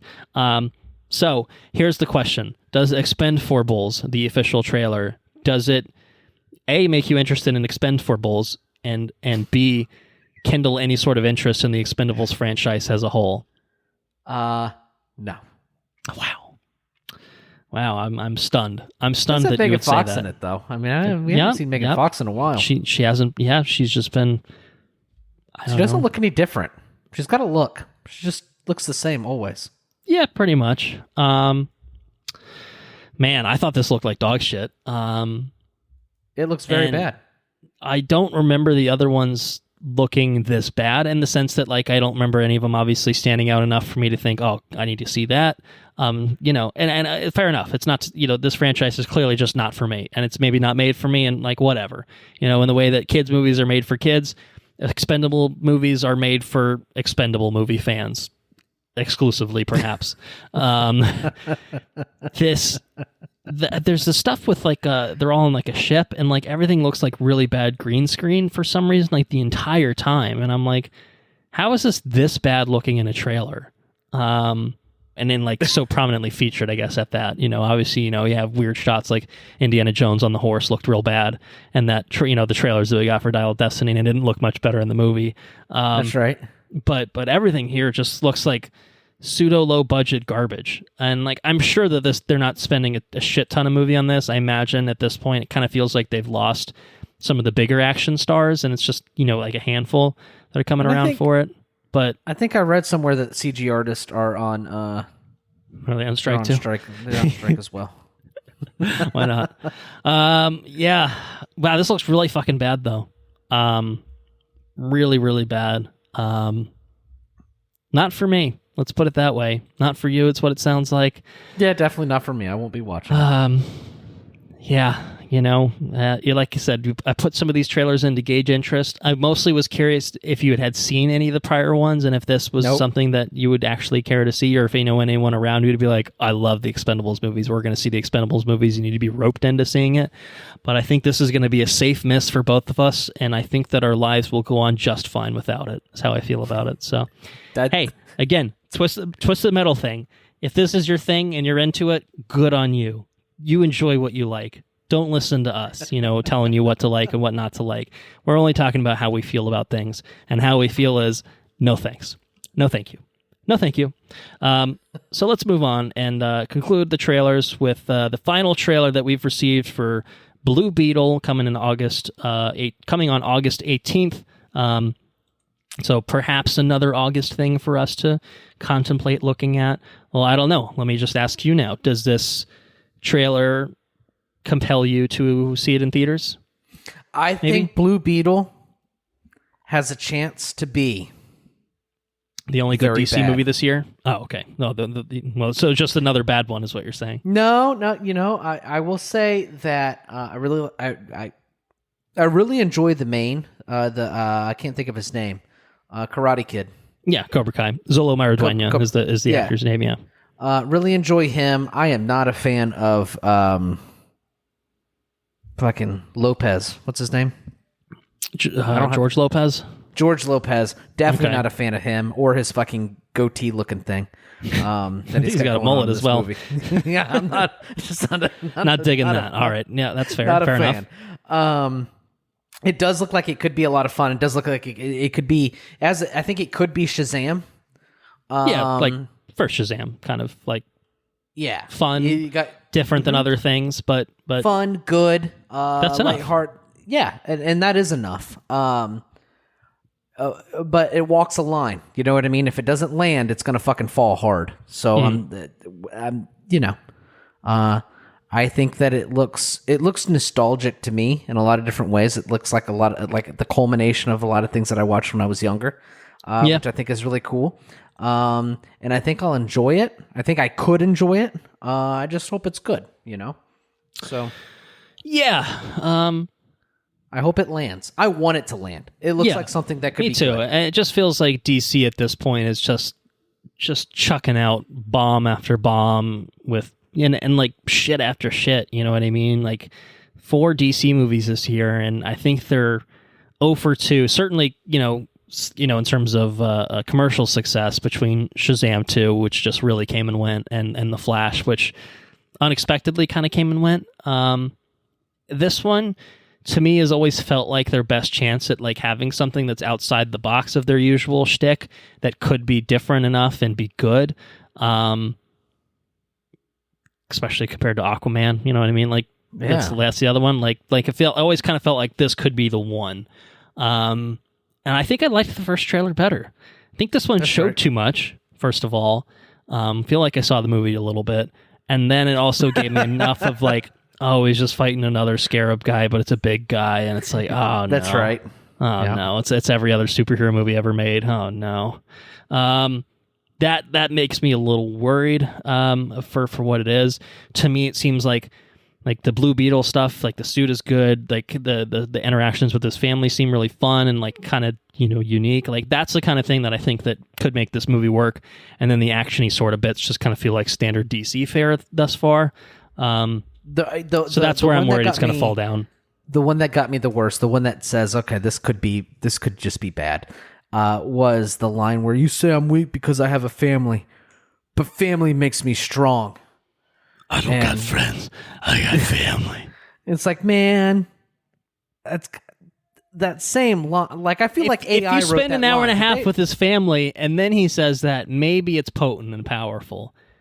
When you say it in the middle of a trailer, when he's in the middle of like the final, seems to be the climactic fight with the big bad, it's like, is this how he's going to win? Is this how he saves the day? Is he doing a Guardians of the Galaxy dance-off? He's subverting expectations, and he's like, I'm not going to fight you anymore because I got family. I love my family. Grandma, you don't understand the value of family. I don't know. Yes, I agree. There are signs in this that it feels like, ooh, this could be bad. This could be. It could be bad. That first trailer could have been quite deceptive. I see you. I see you. Yeah, we'll see, I will say I think that again, because August is there's a kind of a dearth of content. I'm probably going to see this. Right. And so maybe it's something that we cover, but I do think that there is a somewhat fair. Maybe we should pick this as the one DC movie to actually cover, because we didn't cover Shazam and we didn't cover The Flash, so we've just fully bypassed DC entirely this year. So remind me about DC in the catching up section. Okay. All right. Sure. I will hope to do so. I don't know. Maybe we cover it. Maybe we don't. I do think that I will see it and talk about it in some capacity. And again, because it's in kind of that weird window of time where not a lot is happening. Right. It might be a good one. It's just kind of have an opportunity to, if nothing else, catch up, talk about things and stuff, and then happen to talk about a movie as well. But maybe it'll be good enough that we think, hey, DC got one right, and now they're about to reboot the whole universe. Cool. Okay. Although it does sound like that Zola will continue to play Blue Beetle in the DCU, although the continuity of how everything will work seems kind of unclear, because this is, I think, part of the old DCEU kind of thing. So I don't know. It's all a fucking mess over there. It's a little confusing. So anyway, August 18th will bring us Blue Beetle. And that does it for all of the news, all the headlines, all the trailers. And I think we should choose to accept our next mission of talking about Mission Impossible: Dead Reckoning Part 1. If you choose to accept, I guess it's. I will choose to. If you provide the choice, I will choose yes. All right, you're now officially an IMF agent. Congratulations. Mission Impossible: Dead Reckoning Part 1. It is in theaters only. It's not playing in IMAX and Dolby anymore right now. I can tell you that. Sorry, you snooze, you lose. You had 1 week to do it, and then old Tommy Boy got kicked out by the likes of Christopher Nolan and Barbie and whatnot. But it's still in theaters at the same time. You can still see it in theaters, which is certainly, generally speaking, a preferable experience than waiting to see it at home. The film was written by Christopher McQuarrie and Eric Jenderson, directed by Christopher McQuarrie. It stars Tom Cruise, Haley Atwell, Ving Rhames, Simon Pegg, Rebecca Ferguson, Vanessa Kirby, Isai Morales, Pom Clementieff, Mariela Garriga, Shea Wiggum, Carrie Elwes, and Henry Czerny. Kittredge is back. Kittredge is here. In Dead Reckoning Part 1, Ethan Hunt and his IMF team must track down a terrifying new weapon that threatens all of humanity before it falls into the wrong hands. Sounds like an impossible mission if I've ever heard one. So you want to do a box office breakdown before we talk about this film? Yeah, I'm very interested in this. Wah, wah, wah. Box office breakdown. Very interested in the box office breakdown for this movie. I think that the overall summary is good, but not great. It cost overall a lot. It was an expensive movie. It was an expensive movie. It was a classic Indiana Jones tale of COVID delays fucking everything up and the budget ballooning to nearly $300 million. And it's not, at least stateside, it's not performing that much better than Indiana Jones, which by all metrics was considered a big old bomb. But the big difference, I think, is that it's performing well overseas. And it's performing well enough domestically. I think it's just under what people's expectations were, compared to like Top Gun, which like blew the fucking doors down. The last Tom Cruise one that we got just crushed at box office. And other Mission Impossible movies, the recent ones particularly, have done really, really well. This one is just kind of softer than expected. So I think it had a 5-day opening. I think they opened it on, I guess, like a Wednesday. And it set a new domestic record for the franchise for the 5-day opening weekend with $80 million.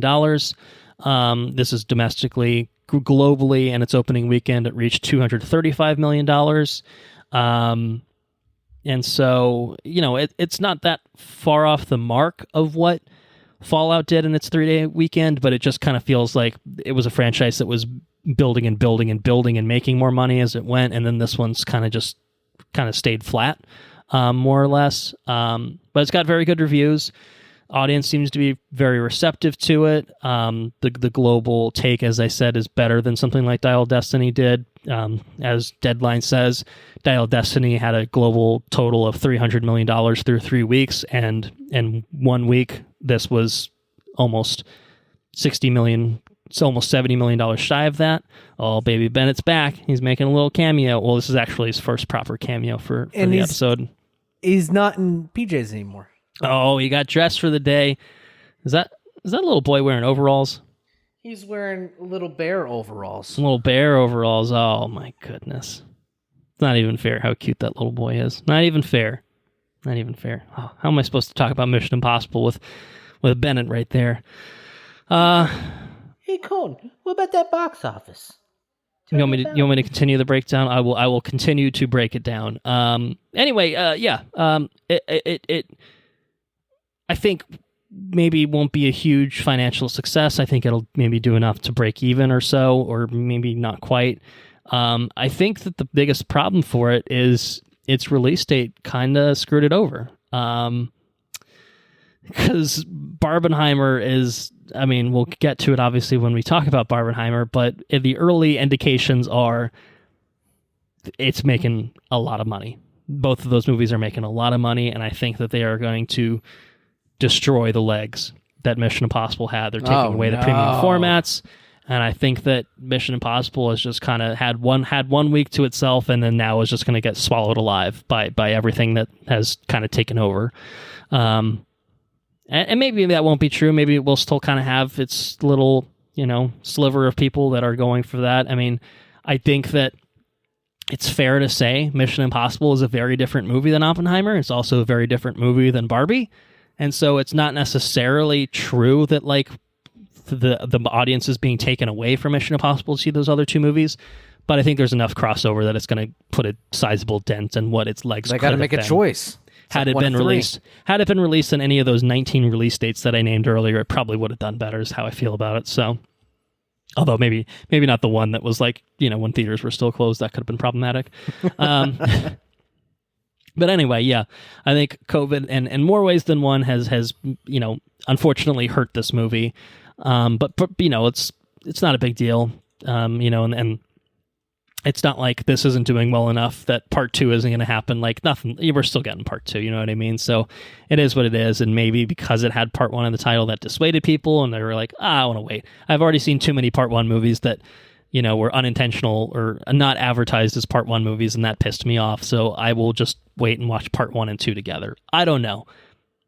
It's doing okay. Could be better. Could be worse. We'll see how it kind of plays out in the long term, and we'll see if part 2 maybe sees a resurgence with renewed interest and a better release date, whatever the case may be. So anyway, Mission Impossible: Dead Reckoning Part 1. What did you think? Did you Dolby this or anything? Yes, I ventured to the Dolby Cinema after work. Or no, I IMAXed it. I LIMAXed it is what I did actually. Couldn't get a seat in the Dolby theater. Oh, okay, okay. It wasn't that it was packed full. It's just the show times were wonky. Okay. Like I had to catch it at like 8:30, and I was like, oh, this is like a 3-hour movie. It's going to be that's too late for me to start. Yeah, that's fair. That's a nap time. Yeah, so I caught it in LIMAX in Brandon, which is it's definitely a step. The IMAX in Brandon is definitely a step down from the Dolby in Brandon. The Dolby theater, I think I've said it before, it feels like Dolby's got a much more tighter grip on their like the quality that gets the stamp of a Dolby theater. You know what I mean? Sure. Yeah. I think it's pretty standardized for any given theater, whereas the IMAX branding sometimes doesn't really mean a whole lot. No, it's just bigger, But anyways, it was still a good experience, and what I will say about Mission Impossible is that I just really I sat down in the theater, and it cued the you get the opening sequence or whatever, and it's like, man, I really just like Mission Impossible. Mission Impossible is just an awesome franchise. So we'll start there. It's just it's a lot of fun. Feels like a proper summer blockbuster. It's action packed. It's well acted.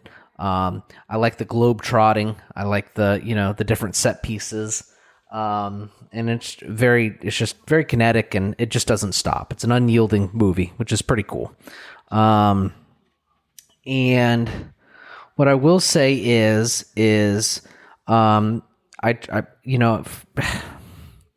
since I saw it, since I left the theater, actually, I tried to recollect how I spent 3 hours.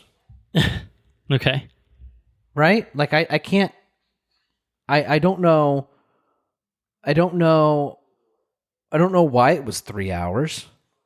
I have to say it didn't quite feel like 3 hours, but I can't quite recall all the things that happened in the movie. Or at least I don't think I did. And if I do, they must have just spent a lot more time in each location than what I thought. I think something that almost makes it maybe feel weirder is that you get a classic Mission Impossible opening credits kind of thing, but that doesn't happen until like 20 minutes into the movie. So it almost kind of, you get like a little TV episode, and then you're opening, and then you get your like, I don't know, like traditional 2 hours and 20-minute kind of movie afterwards. So I don't know if that maybe was that's a factor. What threw me off. I don't know, but it was long. It was a long movie, and it's not that I can't quite tell you that you can. There's a chase sequence that I think could have been shorter, right? Or maybe not there at all. Like there was a sequence in there that I wasn't particularly fond of. But maybe it's because I just watched Fast X, and then I watched Indiana Jones, and now I watched another chase sequence of Mission Impossible. Maybe that's the case. I'm not quite sure. Maybe I'm chase sequenced out for a little bit. Yeah. But that aside, the action was awesome. The stunts were cool. It was a lot of fun to watch. There was one sequence in the beginning of the movie, or near the beginning. It was after the title card. I thought the CG looked really bad. It's in the desert. Okay, interesting. Okay. And it looked like I thought maybe it was like I thought maybe the movie was like panning out and to go into like a simulation kind of deal. Okay. Yeah, sure. That didn't happen. It was just really botchy looking CG is what it looked like. But I mean that really is nitpicking because that was literally one thing. Other than that, it was just a lot of fun. If you like the Mission Impossibles before, you'll probably like this one. It's a longer movie, but you're never bored. And it's not like a Michael Bay movie where you're just numb from the action. You know what I mean? You're engaged, and it's fun. And I will say that the ending of the movie had me in stitches, and it's like the most fun I've had in the movie theater in probably a little while watching the ending of this movie. It was a good experience. I'm happy that. If you're listening to this, you probably don't have the option now. But I am happy that I caught it in a premium format, larger than the average movie theater. But what I will say is we'll pocket that for recommendations. But yeah, I think it's good fun. It's good fun. What'd you think? Well, before I give my thoughts, what did Bennett think about it? What did he think? Bennett still can't go to the movie theaters. Oh, Bennett, you didn't even see the movie and you're still sitting in? Oh, what are you doing? He can't go to the movie theaters, not yet. In due time, my young Padawan, in due time. Did say, because I did tell her, I sat down and in the movie theater and I got the IMAX Dune 2 trailer. Okay. And so I text her during the trailer because she's at home with baby B. And I said, for my birthday, we are going to Orlando and getting a hotel, and I'm watching Dune 2 in IMAX. Doing the whole thing. Doing the whole thing. As long as WB doesn't fucking delay it. As long as WB doesn't delay it. Well, I guess you just do it later, but still. And she says, "Oh, we can get little earmuffs for Bennett, and he can go into the Dune." No, probably not. I don't think he'll be. I don't think I could bring him in yet. No earmuffs. Oh, my goodness. He's not happy about it. Daddy, I want to see Timothée Chalamet. He's a big Timmy stan. We all know it. That's how they're born these days. They're just predisposed to loving Timmy. All right, so to collect my thoughts, let me first do a check-in. Saw this on a Tuesday night. Pretty standard weekday. Obviously, anyone that listened to our Indiana Jones and the Dial of Destiny episode will know that we did not have a good experience watching that film in terms of rude, disruptive, corn on the cob, munching audience members and such. Pristine fucking audience experience for Dead Reckoning Part 1. Not a peep out of anyone, and it was a fairly full theater. People were clapping at the appropriate moments. Everyone was very respectful, and I was stunned, blown away. Best theater experience I've had in a long, long time. So we're good on that front. The other thing that I'll note, I did see it in Dolby. I am curious. Obviously, we can't answer this question now because it's too late and you didn't see it in Dolby. This was the first Dolby experience that I've had in a long time where shit was so loud that it was literally rattling the fuck out of your seats. There was the desert sequence, which is like when you're getting buffeted by like the sandstorm, like it's like you're getting fucking beat up with the Dolby chairs. And there was a couple other moments that were maybe train stuff. I think maybe like it was just so loud and like impactful, like that it like, I don't know. I mean, Indiana Jones had a train sequence, and it wasn't like that, and we've had plenty of car chases and stuff, as you've said, and none of them kind of had the sort of feel and Dolby. So I don't know if it was the way that they mixed it for Dolby particularly, or if they just really just cranked up the volume and called it a day. I don't know, but it was impactful in Dolby, and I very, very much enjoyed that experience. It reminded me of like Ford v Ferrari, just like the car shit in Dolby was just like, yeah, it's cool, top notch. Top Gun was another one where like shit was just so fucking loud, that it kind of blew your socks off. So great, pristine movie going experience. And what do you know? It makes for a really nice way to enjoy a very enjoyable movie. I had a fucking blast with Dead Reckoning Part 1. So I think a few notes. I mean, one of the biggest notes for me is this is part one, but I actually think it's a fairly complete film. Absolutely. It's not the end of the story, clearly, but it did, to me, it did not feel like cutting a movie in half. It did not feel like a cliffhanger. It felt to me closer to like what a season 1 is, and then the next one will be a season 2 of a TV show where it's like, yes, obviously there are some lingering plot threads that will need to be resolved. You know, the big bad is not dispelled at the end of the day, kind of thing. Like, you know, there's still story stuff to deal with, but it ends it in a fairly complete way that you could watch this standalone and not feel robbed of, you know, of it's more like a 2-part storytelling. mission. Yeah, you know? Basically.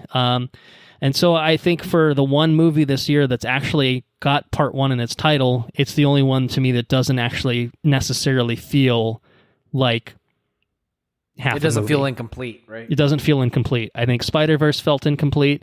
I think Fast X felt incomplete. And I think this one actually is the most complete despite its title. So go figure. It is part 1. Don't get me wrong. It's clearly a story that is meant to be continued and will be continued. But I just think I left the theater thinking, fuck yeah, I'm happy to see more, but I don't feel pissed off about not, like, you know, I'm missing enough stuff. Like, no, I felt satisfied. And I think the reason for that is, I know obviously you've said what you said about the runtime. I didn't feel the runtime at all. It was a blast for me. I mean, it is fucking long. I'm not going to dispute that it's long. But to me, it felt balanced. And I think particularly the movie that I'd seen prior to this, which again, with a bad experience, may have kind of tainted it. Indiana Jones dragged for me in a lot of ways. Could have been trimmed. This one probably could have been trimmed, but it never dragged for me. It always kind of felt propulsive because it's kind of this globe-trotting adventure, and like you just have some really, really fantastic and enjoyable set pieces in this. I think the chase that you're talking about, I really fucking enjoyed, but maybe you're talking about something else. I feel like there's only one like big chase sequence, and it does kind of share some DNA with the big chase sequence that we got in another movie because of its setting. So I assume that's what you're talking about. It was, but I think, but I thought it was a better version of that. Let's put it that way. It was. Yeah, I just enjoyed all the set pieces, and I think for me, at the end of the day, a lot of the charm of the Mission Impossible movies, particularly these days, is just the stellar cast and the way that the characters are dynamic and kind of very well written, and this one's no exception. You know, I think Tom Cruise, of course, is bringing it. He's the crazy guy driving dirt bikes off the fucking mountains and whatnot, but he's going for it. You know, Ethan's always a fun character to follow. His supporting cast, it continues to be very good. Luther and Benji are obviously mainstays at this point. Rebecca Ferguson here as Ilsa, who has kind of been one of my favorite more recent characters in the Mission Impossible franchise since she was introduced in Rogue Nation. And then you get kind of other kind of newcomers, which are fun. You know, I think there's probably not enough with the villain in this one. I think that we'll get more of him in the next one. He felt kind of like a mysterious, aloof kind of character that we didn't get a full sense of. But I thought, like, say, Pom Clementieff's character, who's like this assassin who works for him, she was unhinged and delightful to watch. She was having a fucking grand old time, and I loved her on screen. And then I think bringing back, like I said, bringing back Kittredge, Henry Czerny as Kittredge was really fun. And in general, this movie just kind of, you know, you got a train stuff. You got some stuff that makes it honestly feel actually like fairly very close, like a pseudo homage to the first Mission Impossible movie. Like it really feels for sure actually tonally and just in general, just more similar to that than it even does to, say, Rogue Nation and Fallout, which were both Christopher McQuarrie films. And I think that's kind of really interesting. It's probably somewhere in between the two, but it really kind of does feel sort of throwbacky in a sort of way, which I thought was kind of refreshing and kind of fun for the franchise, of instead of trying to reinvent itself, everything of just kind of going back to its roots. And as long as the next one isn't finding inspiration from Mission Impossible 2, then we're in business. You know what I mean? So, right. The Chimera. The Chimera, yeah, the Chimera is back. That's the real threat, the final threat in the Mission Impossible franchise. Chimera's back. Dougray's back too. Yikes! I just had so much fun with this. I think it's very well shot. The action is, I think, pretty top notch. There's some interesting things, like there's like this like cramped, almost like not hallway, but like alley kind of fight at one point, which is very claustrophobic feeling, but I like almost intentionally designed to give those feelings. And then you've got supposed to feel like Mission Impossible 1. Yeah, big grand vehicle chases and bomb defusing and just kind of typical Mission Impossible sort of things that you expect to see out of these movies. You expect to see Tom Cruise doing ridiculous shit, and you get it. You get it in spades here. And I think the story itself is, I don't know, to me it was almost borderline precarious of just like, oh boy, here we go in terms of like what the main threat is. But I think that it was fairly well handled overall. And this is the kind of movie that, despite its runtime, for me, never had a dull moment. I never felt myself compelled to look at a watch that I wasn't wearing or look at my phone and be like, "Is this?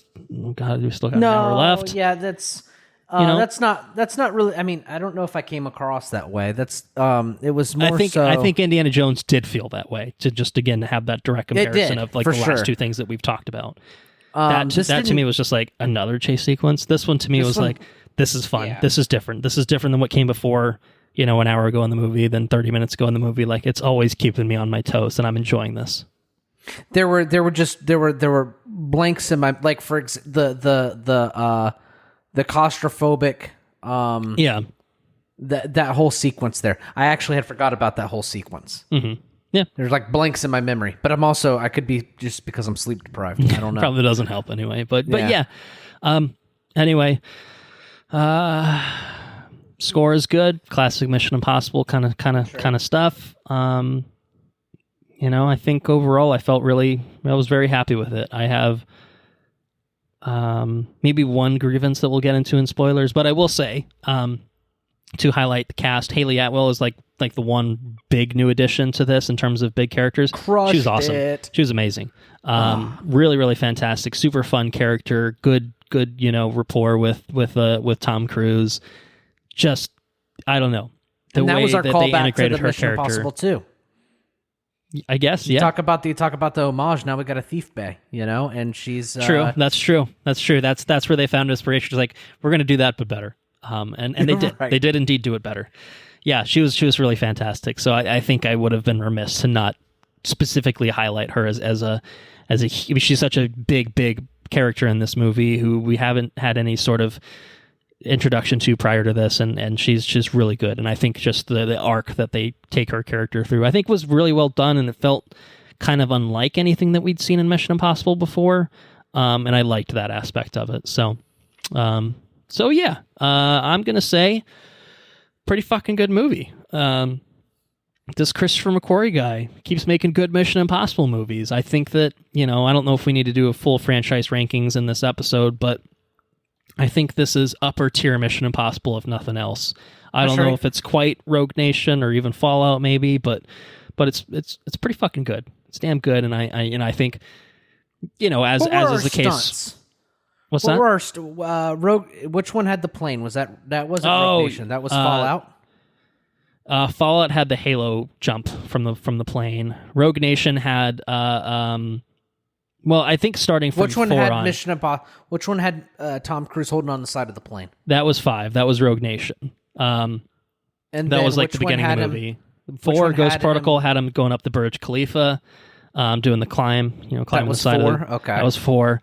Fallout had another. I think it had another big sequence besides the Halo jump. Fallout had the fucking helicopter sequence. Yeah, the helicopter stuff. Yeah, because that was the one with Henry Cavill, and we had the reloading his fists in the bathroom. It's not really a stunt, badass, but it's still fucking iconic shit. Anyway, the bathroom sequence, the whole deal. That was a good one. That was which one was that? That was Fallout. That was the last one, which feels simultaneously like recent, but also 8,000 years ago. So yeah, it's true. That one had the tense bomb defusing. That was super tense. Yes, that was the third act of it. Was not a big bombastic sequence, but instead can we defuse this shit in time? Some classic Mission Impossible shit, man. It's good stuff, man. It's good stuff. It's really good that one almost gets as tense as Tom Cruise dangling from the fucking vent in the first one. Yeah. Where he has to catch a sweat. Yeah. Oh, such good movies, man. They're are really good movies. Again, except for that second one, really, really good movies. Even the second one gives you good entertainment, but it's just a bad movie at the same time. Much in the same way that Indiana Jones is like I don't know, it's like grown with me as a person. You know what I mean? Like it's just Mission Impossible's right there with it. You know, it's just totally. It's just a franchise that I don't know, just kind of keeps giving, man. Yeah, just keeps giving. It's awesome. It's really cool. Anyways, recommendation. What do you think? You know, obviously, we could tell people to go see it in theaters, but they have to go to a regular old rinky-dink theater. No Dolby, no IMAX, no whatever. No. Maybe Big D. Maybe Oppenheimer's probably. They probably got to show the Big D and the Big D. But the Big B and the Big D. Yeah. So what do you think? Theaters? Wait to watch it at home. You know, streaming. I think VOD? Watch this in the biggest way that you can for sure. Yes. before it goes away. You know, Tom Cruise made this movie to be seen and felt and heard in large format. He didn't yell at all those people for nothing. Okay. To do otherwise is like buying a speedboat and putting it in your bathtub. Mm-hmm. Don't, you know, just if you think that you're inclined to enjoy this thing, then go enjoy it and properly in a large format. You will not regret it. Yes, absolutely. 1 billion% go see this in theaters. It is the type of cinematic experience that is designed to be experienced in theaters, biggest, loudest way you can, which is to say, obviously, at this point, go see it in like the theater you know that's going to be the best, you know, in terms of projectors, audio systems, whatever. Really good, really entertaining. Obviously, if you're a fan of the franchise, don't miss out on this one. And I think even if you don't really care that much about Mission Impossible or even haven't seen some of the prior ones, you'll certainly enjoy it more if you have. But it's not, you get enough. This movie's enough. It's not enough. Necessary viewing, right. You know, and I think each Mission Impossible movie is kind of that way where, yes, the characters may be new to you, but each one's kind of got their own standalone plot kind of thing. And I think the only exception to that might be Dead Reckoning Part 2. Like, you're probably going to want to catch that one, but you're probably going to want to catch this one before. You want to watch Part 1 before you watch Part 2. I know it's a crazy concept, but go figure. So yeah, definitely go see this in theaters. Consensus Theaters recommendation from the two of us. Now let's talk full spoilers for Mission Impossible Dead Reckoning Part 1.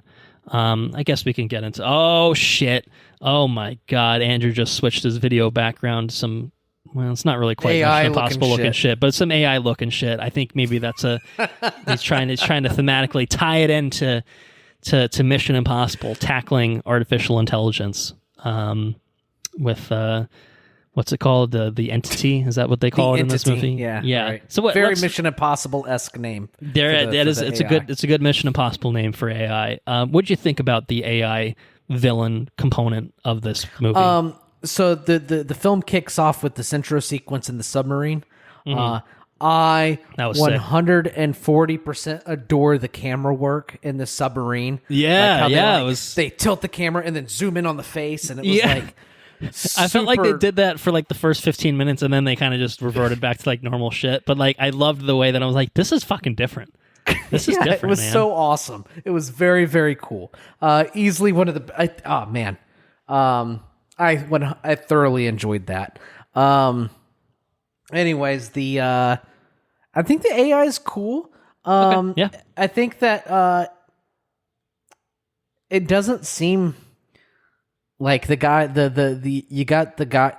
They kind of like. I feel like they kind of like I guess they didn't really shoehorn Ethan's past into this movie or anything, but it's very glossed over though. In this particular very glossed movie. over. It's never you been. Get like it's never been 2-second grainy flashbacks of clearly like kind of setting the idea up that once upon a time Ethan had a choice and to become the IMF, but there was something that happened in his past that led him to that, and it involved the Gabriel character who's the villain here. But all of that is like literally 5 seconds, and I'm confident we will get way more of that in part 2, but it's barely in here. So it's kind of just, it's a little shoehorned. It's like enough to get what you need out of it, but it's kind of just like, are we supposed to pull anything out of that? It didn't really need any of it. There's a bad guy that's using the AI, or the AI is using this bad guy. Right. That part's debatable, I guess. But the guy interfaces with the AI with like a smartwatch, and it just like, and it like it hides his image in surveillance cameras and shit. It doesn't seem so incredibly outlandish, right? I think that was pretty interesting. It seems topical, because there's a lot of talk and stuff about AI and whatnot. So that's pretty neat. A lot of strikes going on with AI related concerns. So yeah. But yeah, main villain being the AI, and you got like a puppet guy, a guy being puppeted, maybe. Which I think is interesting, because you would think that somebody would have been in charge of the AI. Maybe that's what you find out. Maybe somebody got a hold of the AI. I don't know. But you got a rogue AI. Well, because the AI was designed for the U.S. The U.S. designed the AI, right? Right, and then it basically changed itself. That's kind of what happened. Like it kind of went rogue and now has its own ideas and aspirations. And they put it in that submarine, and then when they put it in the submarine, that part. I don't quite recall exactly what happened. They put it in the submarine because the submarine was like the super technological like monster, and it was a super big weapon and everything else. So they put the AI in there to take control of it. And now the AI is doing everything from the submarine. Is that right? I don't know if that's necessarily true. I don't know where the AI itself is like housed now, if it's in any one specific location. I know what's in the submarine is like the original version, the base code of the AI, which I guess would be enough to override the rogue version of the AI. Oh, okay. I think that's where it is. I guess the AI at this point is just in the internet or it's whatever. Corrupted. The AI is corrupted, and they need the base code inside the submarine to fix the corrupted AI. Yes. Or to eradicate it. To eradicate it, to stop it. Yeah. I think that's the general that makes conceit. Sense. Okay. Yeah. Okay. That seems cool. Yeah, that's pretty cool.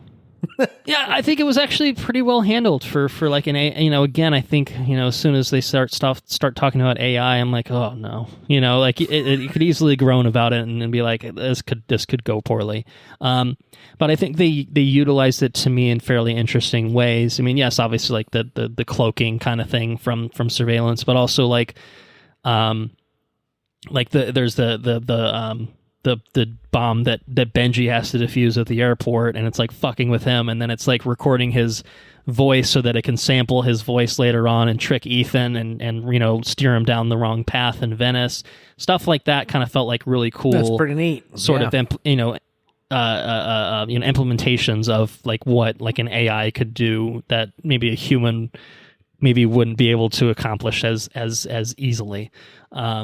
So I thought that was kind of interesting how they kind of dealt with all that. And then obviously it's kind of this, it's really at the end of the day, it's just a big MacGuffin because all the major world powers want this thing, because if we can control this thing, then we can take over the world or bend everyone to our will, that sort of thing.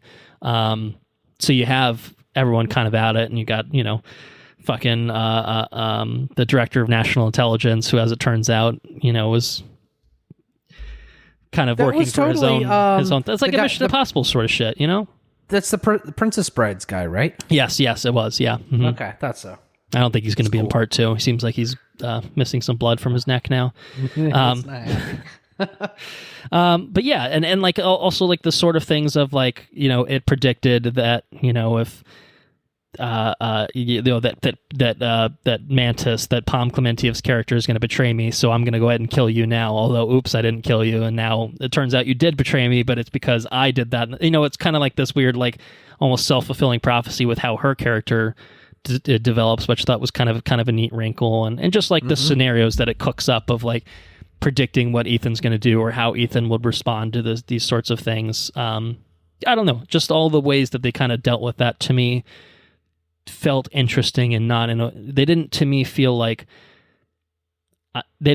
someone who had no idea how artificial intelligence worked writing about artificial intelligence. None of it felt to me, it felt plausible, so outlandish and far-fetched that it's just like some out of touch Hollywood hack is cracking up some shit about AI. Like it felt relatively informed for like what it was trying to do, and again, obviously in a heightened, Mission Impossible ridiculous action franchise sort of way, but fairly well done, I thought. So So yeah, I mean, jumping around this movie, I guess beyond that, some good set pieces. The airport stuff I thought was pretty good.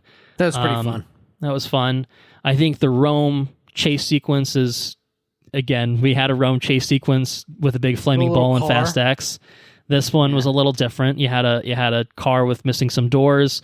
You had Tom Cruise and Haley Atwell handcuffed to each other through it, and then they switched to the little Fiat, which I thought was fantastic. One of my favorite things about this set piece, I'll say, is the amount of carnage that they are inflicting in terms of just crashing into parked cars and scooters, and Paris is gleefully just running down all those scooters in that one shot, which I thought was funny. That to me is how is how it felt driving it. I didn't literally drive in Rome, but looking at people driving in Rome, people are parked like fucking assholes. The streets are too small. They're all like these fucking cobblestone shits, and I'm like, driving looks fucking miserable here. And like that was like, you know, like first of all, the size of that Fiat, that is appropriate. That's the only way that you could conceivably navigate around Rome without smashing into shit all the time or going 5 miles an hour or being an incredible driver.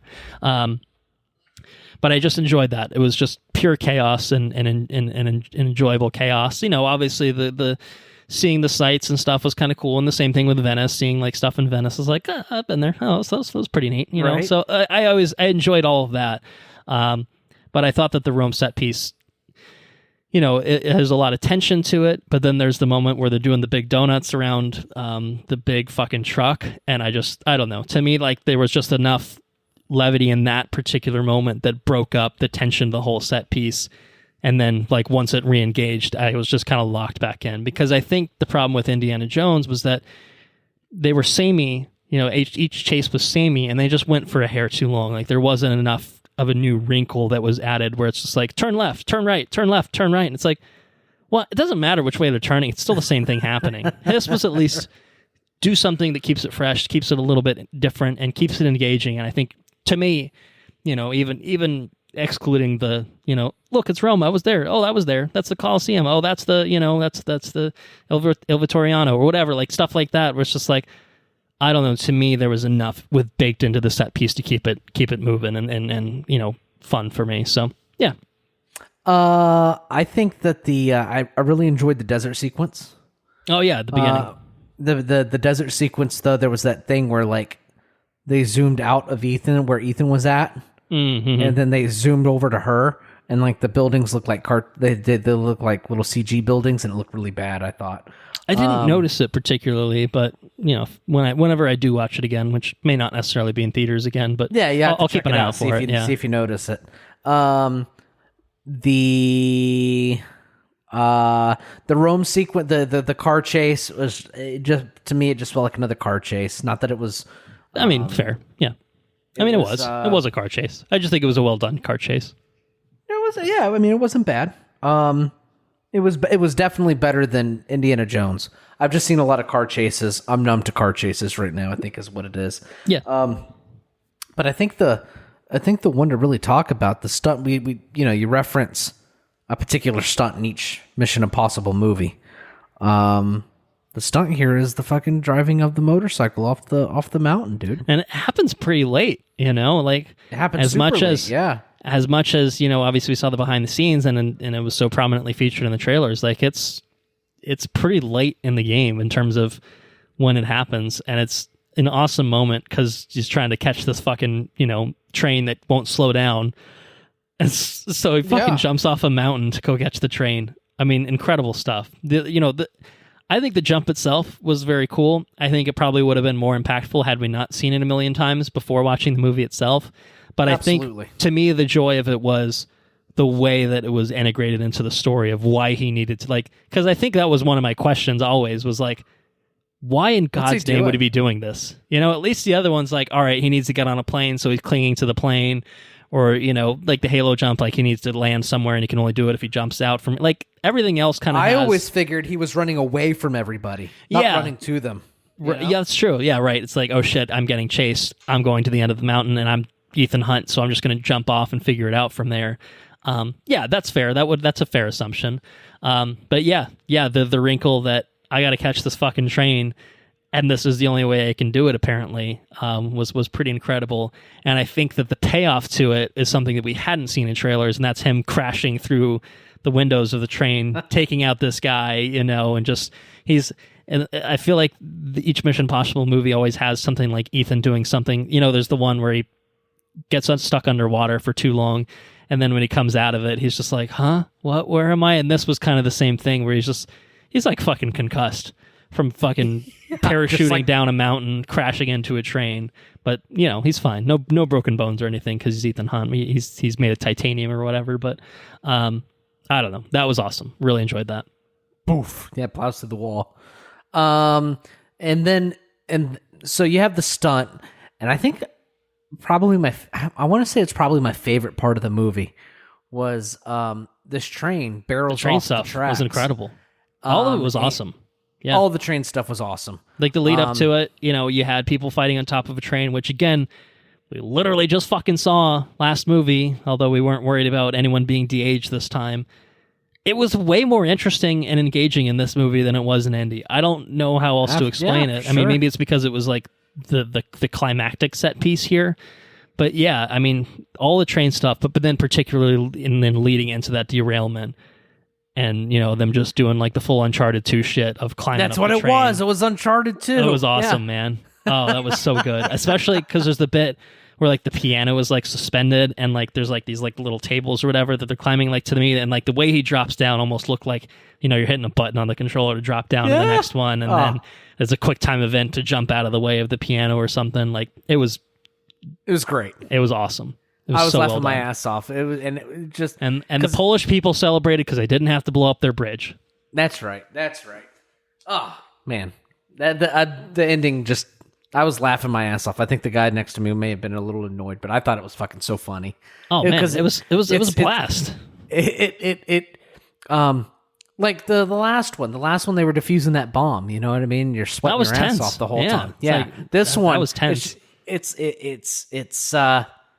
zany, and it's a lot of fun, and it was just a different tone and feel that I'm not accustomed to in Mission Impossible. Maybe aside from Henry Cavill pumping his fist, but even when that happened, it's like, oh man, this is badass. It's crazy. This is just, man, because the train kept doing the same thing, right? Just boom, and then it would raise up, it'd wrinkle up, and then boom, and then right. And they had to keep climbing each train to the next one, to the next one, to the next one. It went on for like probably half an hour for a while, like. but it was every little train compartment brought something new. You know what I mean? And like it kept it engaging enough without feeling repetitive and ridiculous. I mean, it was obviously ridiculous. Don't get me wrong, but it was so much fun. But it was fun. The one where it was just joy to watch. They land in the one train car and then it raises up and drops, and like they had like this like floaty sequence, this like floaty where they yeah, that was cool.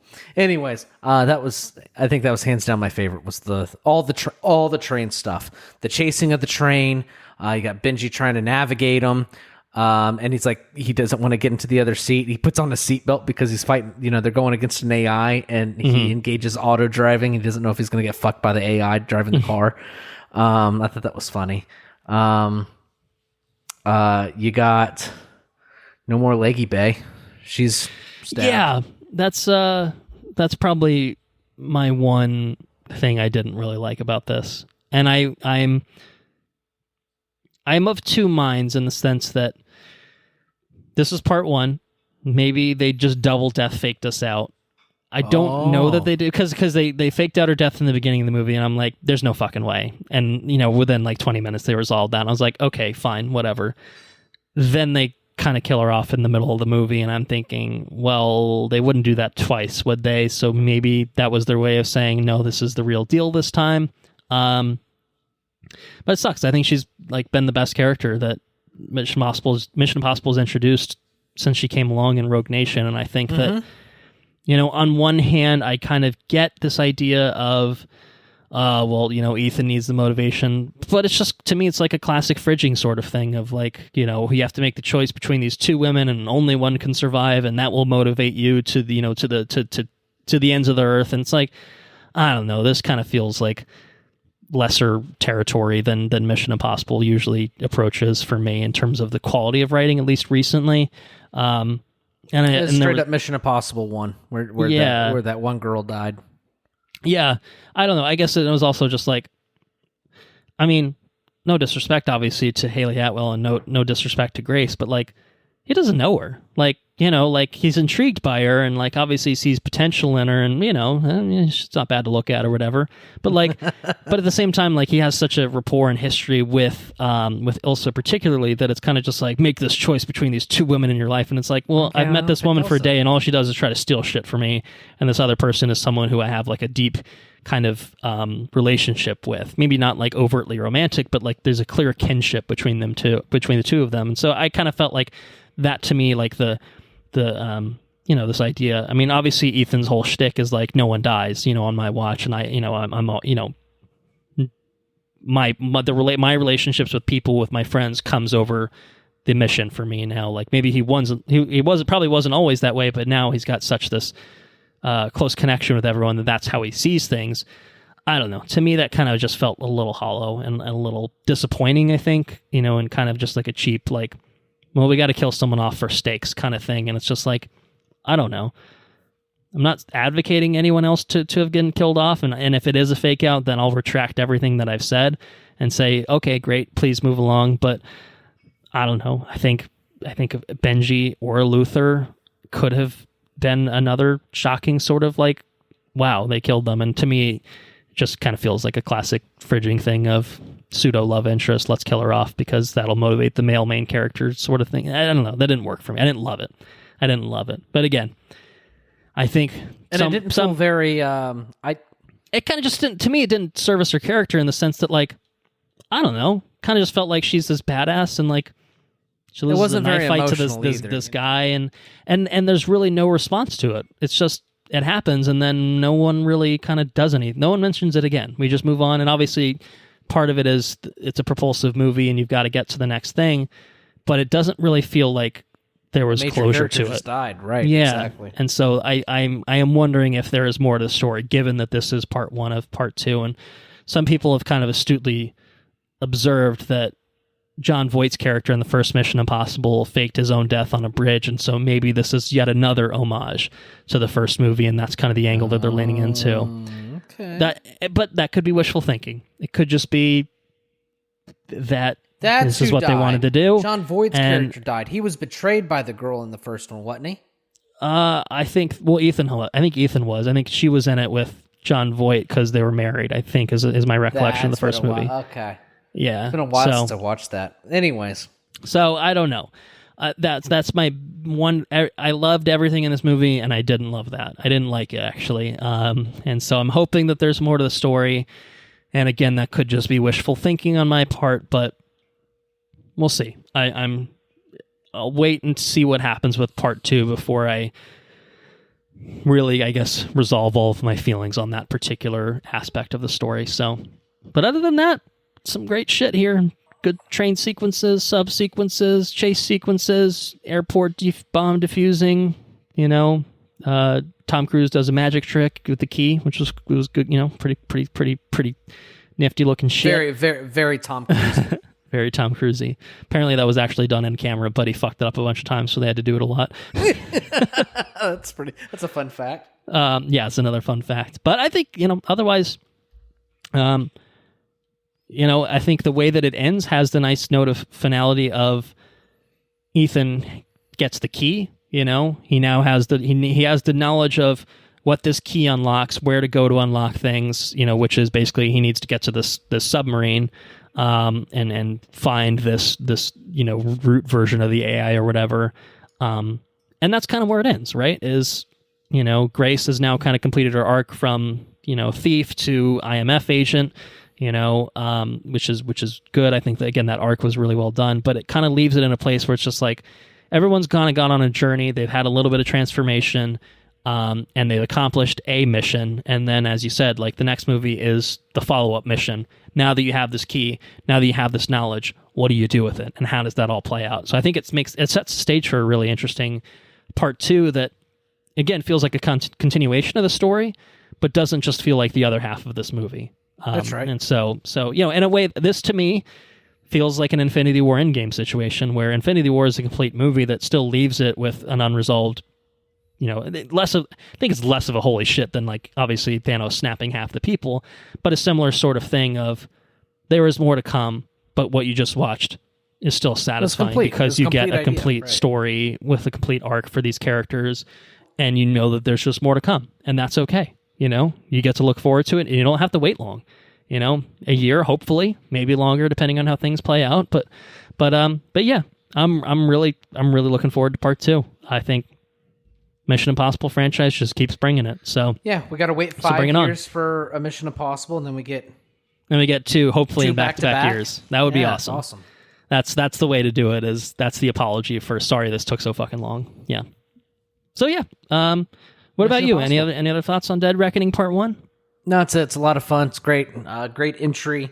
Very deserving entry into the Mission Impossible franchise, full of practical effects, well shot, a lot of fun. The film itself just oozes charisma. You know what I mean? All of it. It's just all fun. The characters. It's fun. The dialogue is it's good. Good mask usage. We didn't talk about that. We got the there's some really good mask moments. Like obviously is the first one where Ethan infiltrates the meeting between the intelligence agencies, but then the reveal of how are you going to get out of here, and then he puts on the fucking Kittredge mask. That was awesome. You had Haley Atwell as Vanessa Kirby's character. We haven't really talked about her a lot, but that was fun too. Of your first time putting on the mask and becoming someone else. What does it look like? I guess you don't need to change your eye color and people won't notice. But hey, whatever. Yeah, I don't know. Good stuff. So yeah, all right. I think I'm tapped out. What about you? That's all I got. All right. Well, I closed my window of the Wikipedia page as I was looking at the plot, and it just brought me to Expendables again, unfortunately. So now I'm just sad. But perhaps you can regale me with tales of what you've been up to since we talked about ND, which it hasn't been as long. I think with the Spider-Verse to ND, and I think Guardians to Spider-Verse to ND, like we had big gaps of time in that, and then I think since we talked about ND, it's been maybe a week or so. It hasn't been too long. So yeah, what's been going on? Of course, the normal work. Work has been a thing. Baby has been a thing. Baby has, knock on wood again, we've reached the 6.5 hour sleep through the night stage, which is wonderful. But he appears to be doing good, which is awesome. Good. He is, as of this recording, he is 7.5 weeks old. So this upcoming Wednesday, he will be 2 months, which is pretty awesome. I've caught up on Secret Invasion, which is okay. Speaking of. Mm-hmm. Well, so there's 5 that have aired, so you've watched all 5. I've watched all 5. Just the finale left. Okay, gotcha. Yeah, just the finale left. Just clarifying. Okay. I think that this show has. I think it's a good show. I think that it for me, like I guess like all things really. I mean, especially when you talk about, especially when you start talking about like, I don't know, just vested shows. There are some shows that get you hit the ground running and they don't stop. And then other shows are a little bit more of a slower build. This for me, maybe it's because of everything that's been going on like at home. It's been like a slower build, but like the last 3 episodes really seem to pop off and like I'm really engaged in what's going on. So I guess that'd be roughly half the season, right? 6 episodes? Yeah. Yep. Yeah, so I'd say like the first 2 are probably slow, and then after that, it really picks up, at least in my opinion. It's made me like want to revisit it every week, which is pretty nice. I also started. So I talked about the long way across and long way down. We're about halfway through the long way up, which is from the tip of Argentina all the way up. They're driving all the way to LA on electric Harley Davidsons, which I honestly would have. I appreciate what they're doing with using the electric Harley Davidsons. But at the same time, I kind of would have just enjoyed just a regular enduro trip across South America, up through Central America and all that. I think that would have been more engaging for me. Not that the electric stuff isn't pioneering in a way. Like it's a difficult journey, and it's admirable in all of this. But at the same time, it's kind of like limiting on the things that they can do and the places that they can go. So that for me I think that was some of the appeal of the first one, is that they find themselves in some like really rural areas, and they get to ride their bikes through there, and it's a lot of fun. They get to go camping. This they really have to stay on the outskirts of civilization and stuff. That way they can get electricity. If they don't have electricity, then and they run out a couple of times. Then they're stuck. They're screwed. Yeah, exactly. So it kind of just changes the dynamic a little bit. Not that it's not a fun show to watch, and the people are great and everything else. It's really cool. Just that's my only critique. If I were to plan a trip, like the first two seasons feel like trips that I could plan. They feel like something I could do, and that's really cool. This one feels like a trip I would not take.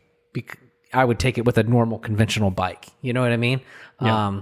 Anyways, so that's the critique there, but we're almost done with season 3. I also started The Flash.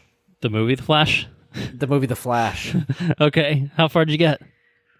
I got 15 minutes in before I turned it off. So you said bring up DC. I assume this is it. This is it. Okay, so you just remembered. All right. I'm sorry. How far did you say? I got about 15 minutes in. Okay, so you're real deep into it. All right. I'm real deep into it. And from what I've experienced so far, it looks like complete dog shit. Like I'm pretty sure animators have taken time off, or not time off, they're on strike.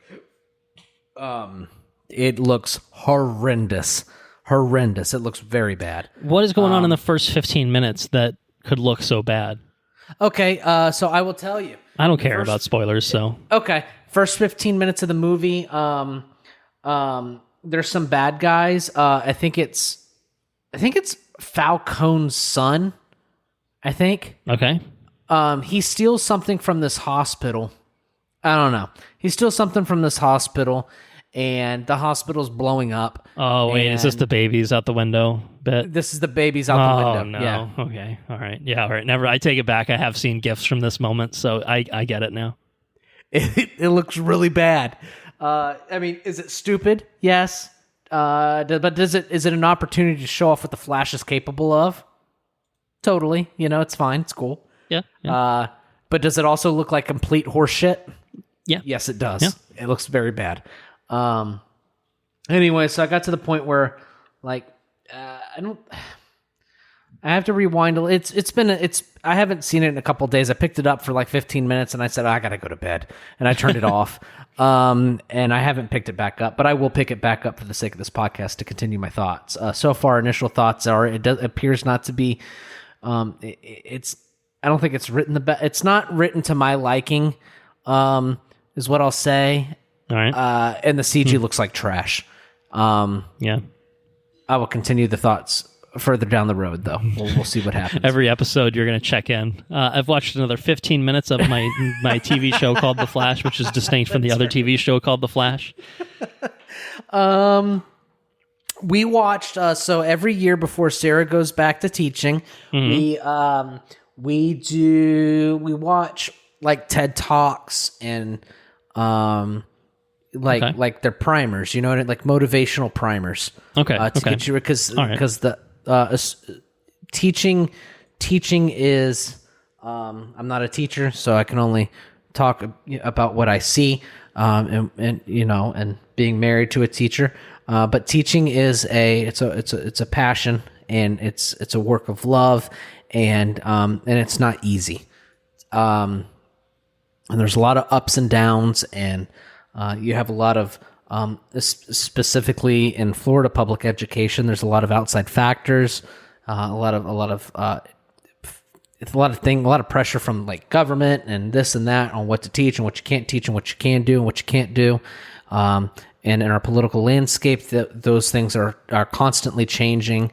And at the end of the day, you want to be able to go in and teach the future of our communities, right? You want to enrich these children's lives by providing them a place to be educated and a place to where they can really flourish, And anyways, so at the beginning of every year, and a lot of times in the middle of the year, when it gets tough, we do the TED Talks, the motivational stuff, and last night we watched a movie on the recommendation of one of her coworkers called Freedom Writers with Hilary Swank and Patrick Dempsey. Okay. And hit me in the heart real bad. Sarah cried. I was crying. I cried a couple of times. Sarah said, I only cried the one time. I think she cried more than the one time. And just a super, super, super powerful movie based on a true story, which was awesome. Takes place in Southern California, I think during like the early 90s or something. A lot of gang wars and stuff like that. And they have this like integration in the schools, and there's a lot of conflicts within the school, with different ethnicities and stuff trying to interact with each other, and then you have the faculty, which is the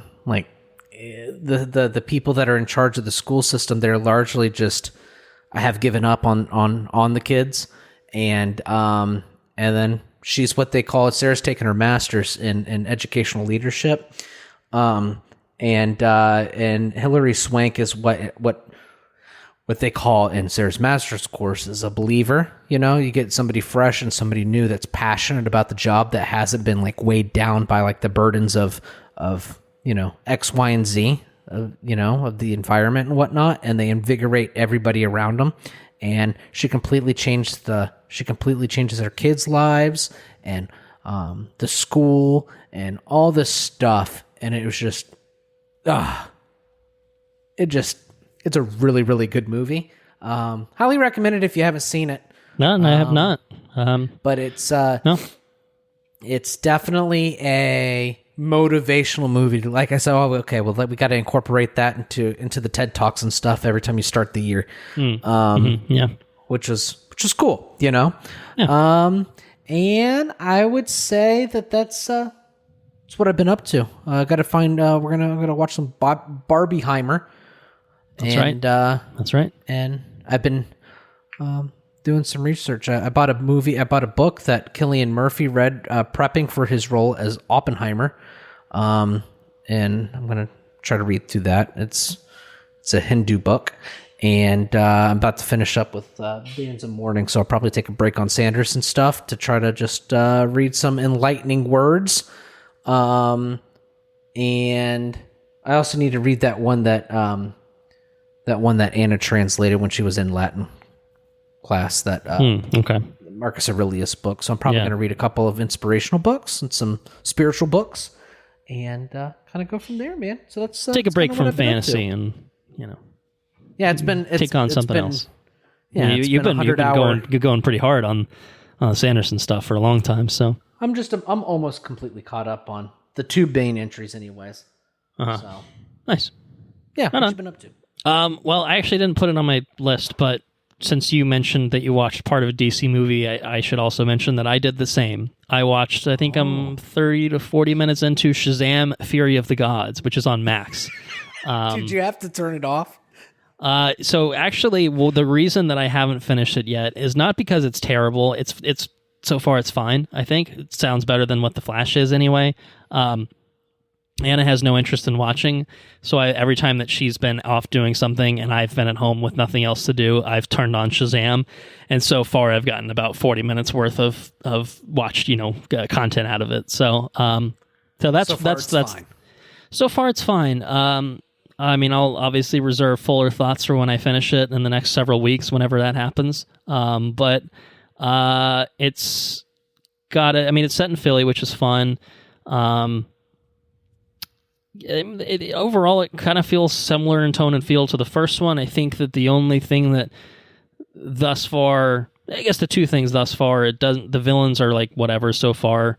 It's Helen Mirren and Lucy Liu, and they're just like playing like gods, and it's just like, okay, well, what's their deal? Okay, whatever. And And then the other thing is Zachary Levi he's just doing the Ryan Reynolds Deadpool thing, but he's not that good at it. He's just, like talk a mile a minute, one-liners left and right. And it's in a vacuum, he's not actually terrible at it, but his version of Shazam is disconnected from Billy Batson, who's like fucking 17 now. So, because enough time has passed since they filmed the first one, the kid Billy Batson he's just like basically almost an adult. Yeah. At this point. Yeah. And so he's like kind of more matured and like level-headed now, and then when he turns into big ol' Shazam, he's like, the whole time, and it's like, why? Because the other characters aren't that way, because it's still got the Shazamily, that are still, the younger kids that are, older, but they actually feel like themselves. They don't just feel like they're doing a bit disconnect. When they. Yes, there's a bit of a disconnect, and I'm not the first one to observe this. I'll certainly make that clear, but it's a criticism that I agree with, and it just kind of feels like they just let Zachary Levi do whatever the fuck he wanted on set, and I don't think that was a good call. But it's fine.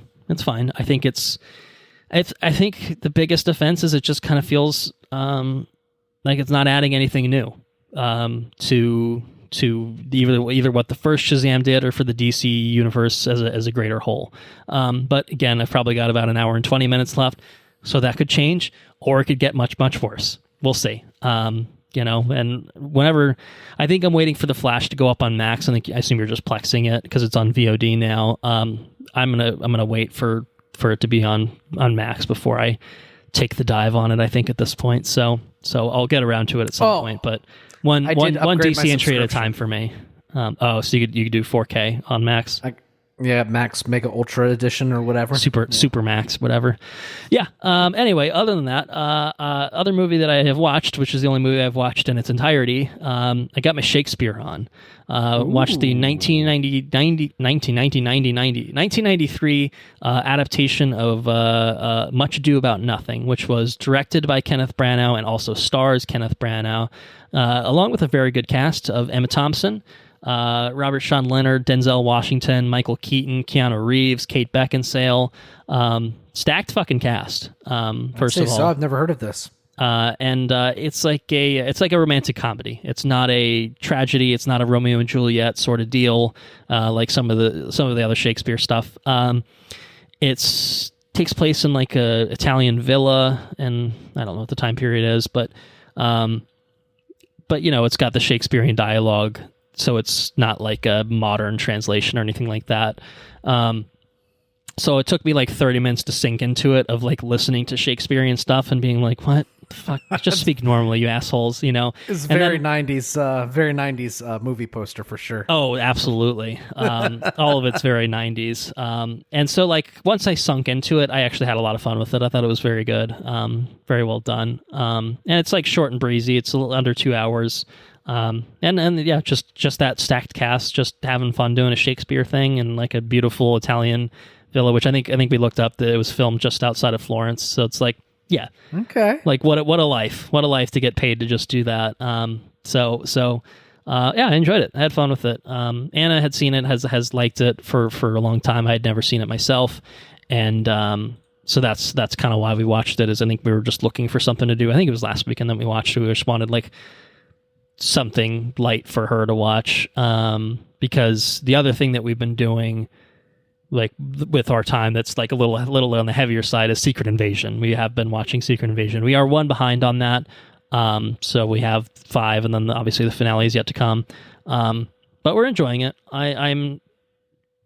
I don't know that we'll cover it necessarily. I mean, I think it's one that we could cover, but again, timing wise, we'll see if it works. If we do cover it, it probably won't be right after the finale airs, if nothing else.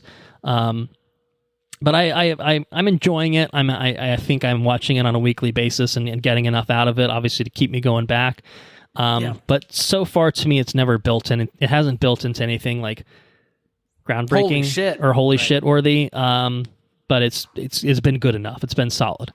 So, and again, I'm one behind on where you are, and so maybe 5 adds some new wrinkles that kind of feels like, all right, now that it's, in its last 2 episodes of its series, it's really kind of hitting its stride. So yeah, I'm looking forward to continuing and finishing with it. But yeah, that's about where I'm at with that. We didn't talk about it on this episode. We're going to save the trailer for Barbenheimer. There's an Ahsoka trailer that did come out. We'll talk about it then. But it's coming out very soon. Let's put it that way. I still haven't finished Star Wars Rebels. Ooh. So we've decided to pick up Star Wars Rebels again. So we're going through season 3 now. Thrawn has been introduced. Oh my God, is it the best or what? I've only seen one episode of Thrawn thus far. We've gotten a couple with the Bendu. The Bendu's been introduced. Oh, the Bendu's awesome too. You're in good stuff. A lot of holocron stuff. We had one with Darth Maul trying to, they intertwined the Jedi and Sith holocrons and that's kind of where we're at with this season so far, and it's been very cool so far, and just a fun show to sink right back into. And so I think season 3 has 20 plus episodes, and then season 4 is a little shorter, so it's going to be a little difficult for us to totally blow through it all. Stuff yet? I don't think so. I don't remember anything along the Darksaber, not in this season so far, let's put it that way. Okay. So yeah, just stuff with Callus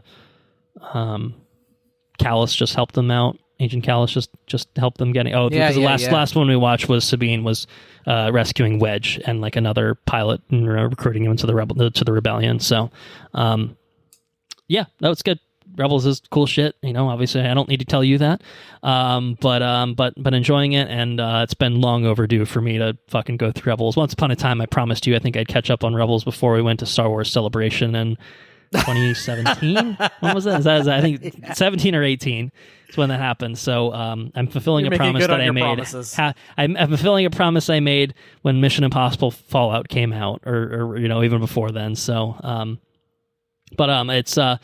It's good. Speaking of promises, I've been reading something. I've been reading Avatar: The Last Airbender, the comics that take place between the end of the show and before the Legend of Korra starts. Okay. And so the first one's called The Promise, and it's basically picks up a year after the end of the series, and it's about the Fire Nation withdrawing their colonies from the Earth Kingdom, and then Zuko deciding, I'm not going to do it after all, and so it's kind of this whole conflict. And the promise refers to Zuko made Aang promise him that if he ever started acting like his father, Fire Lord Ozai, then Aang would need to kill him.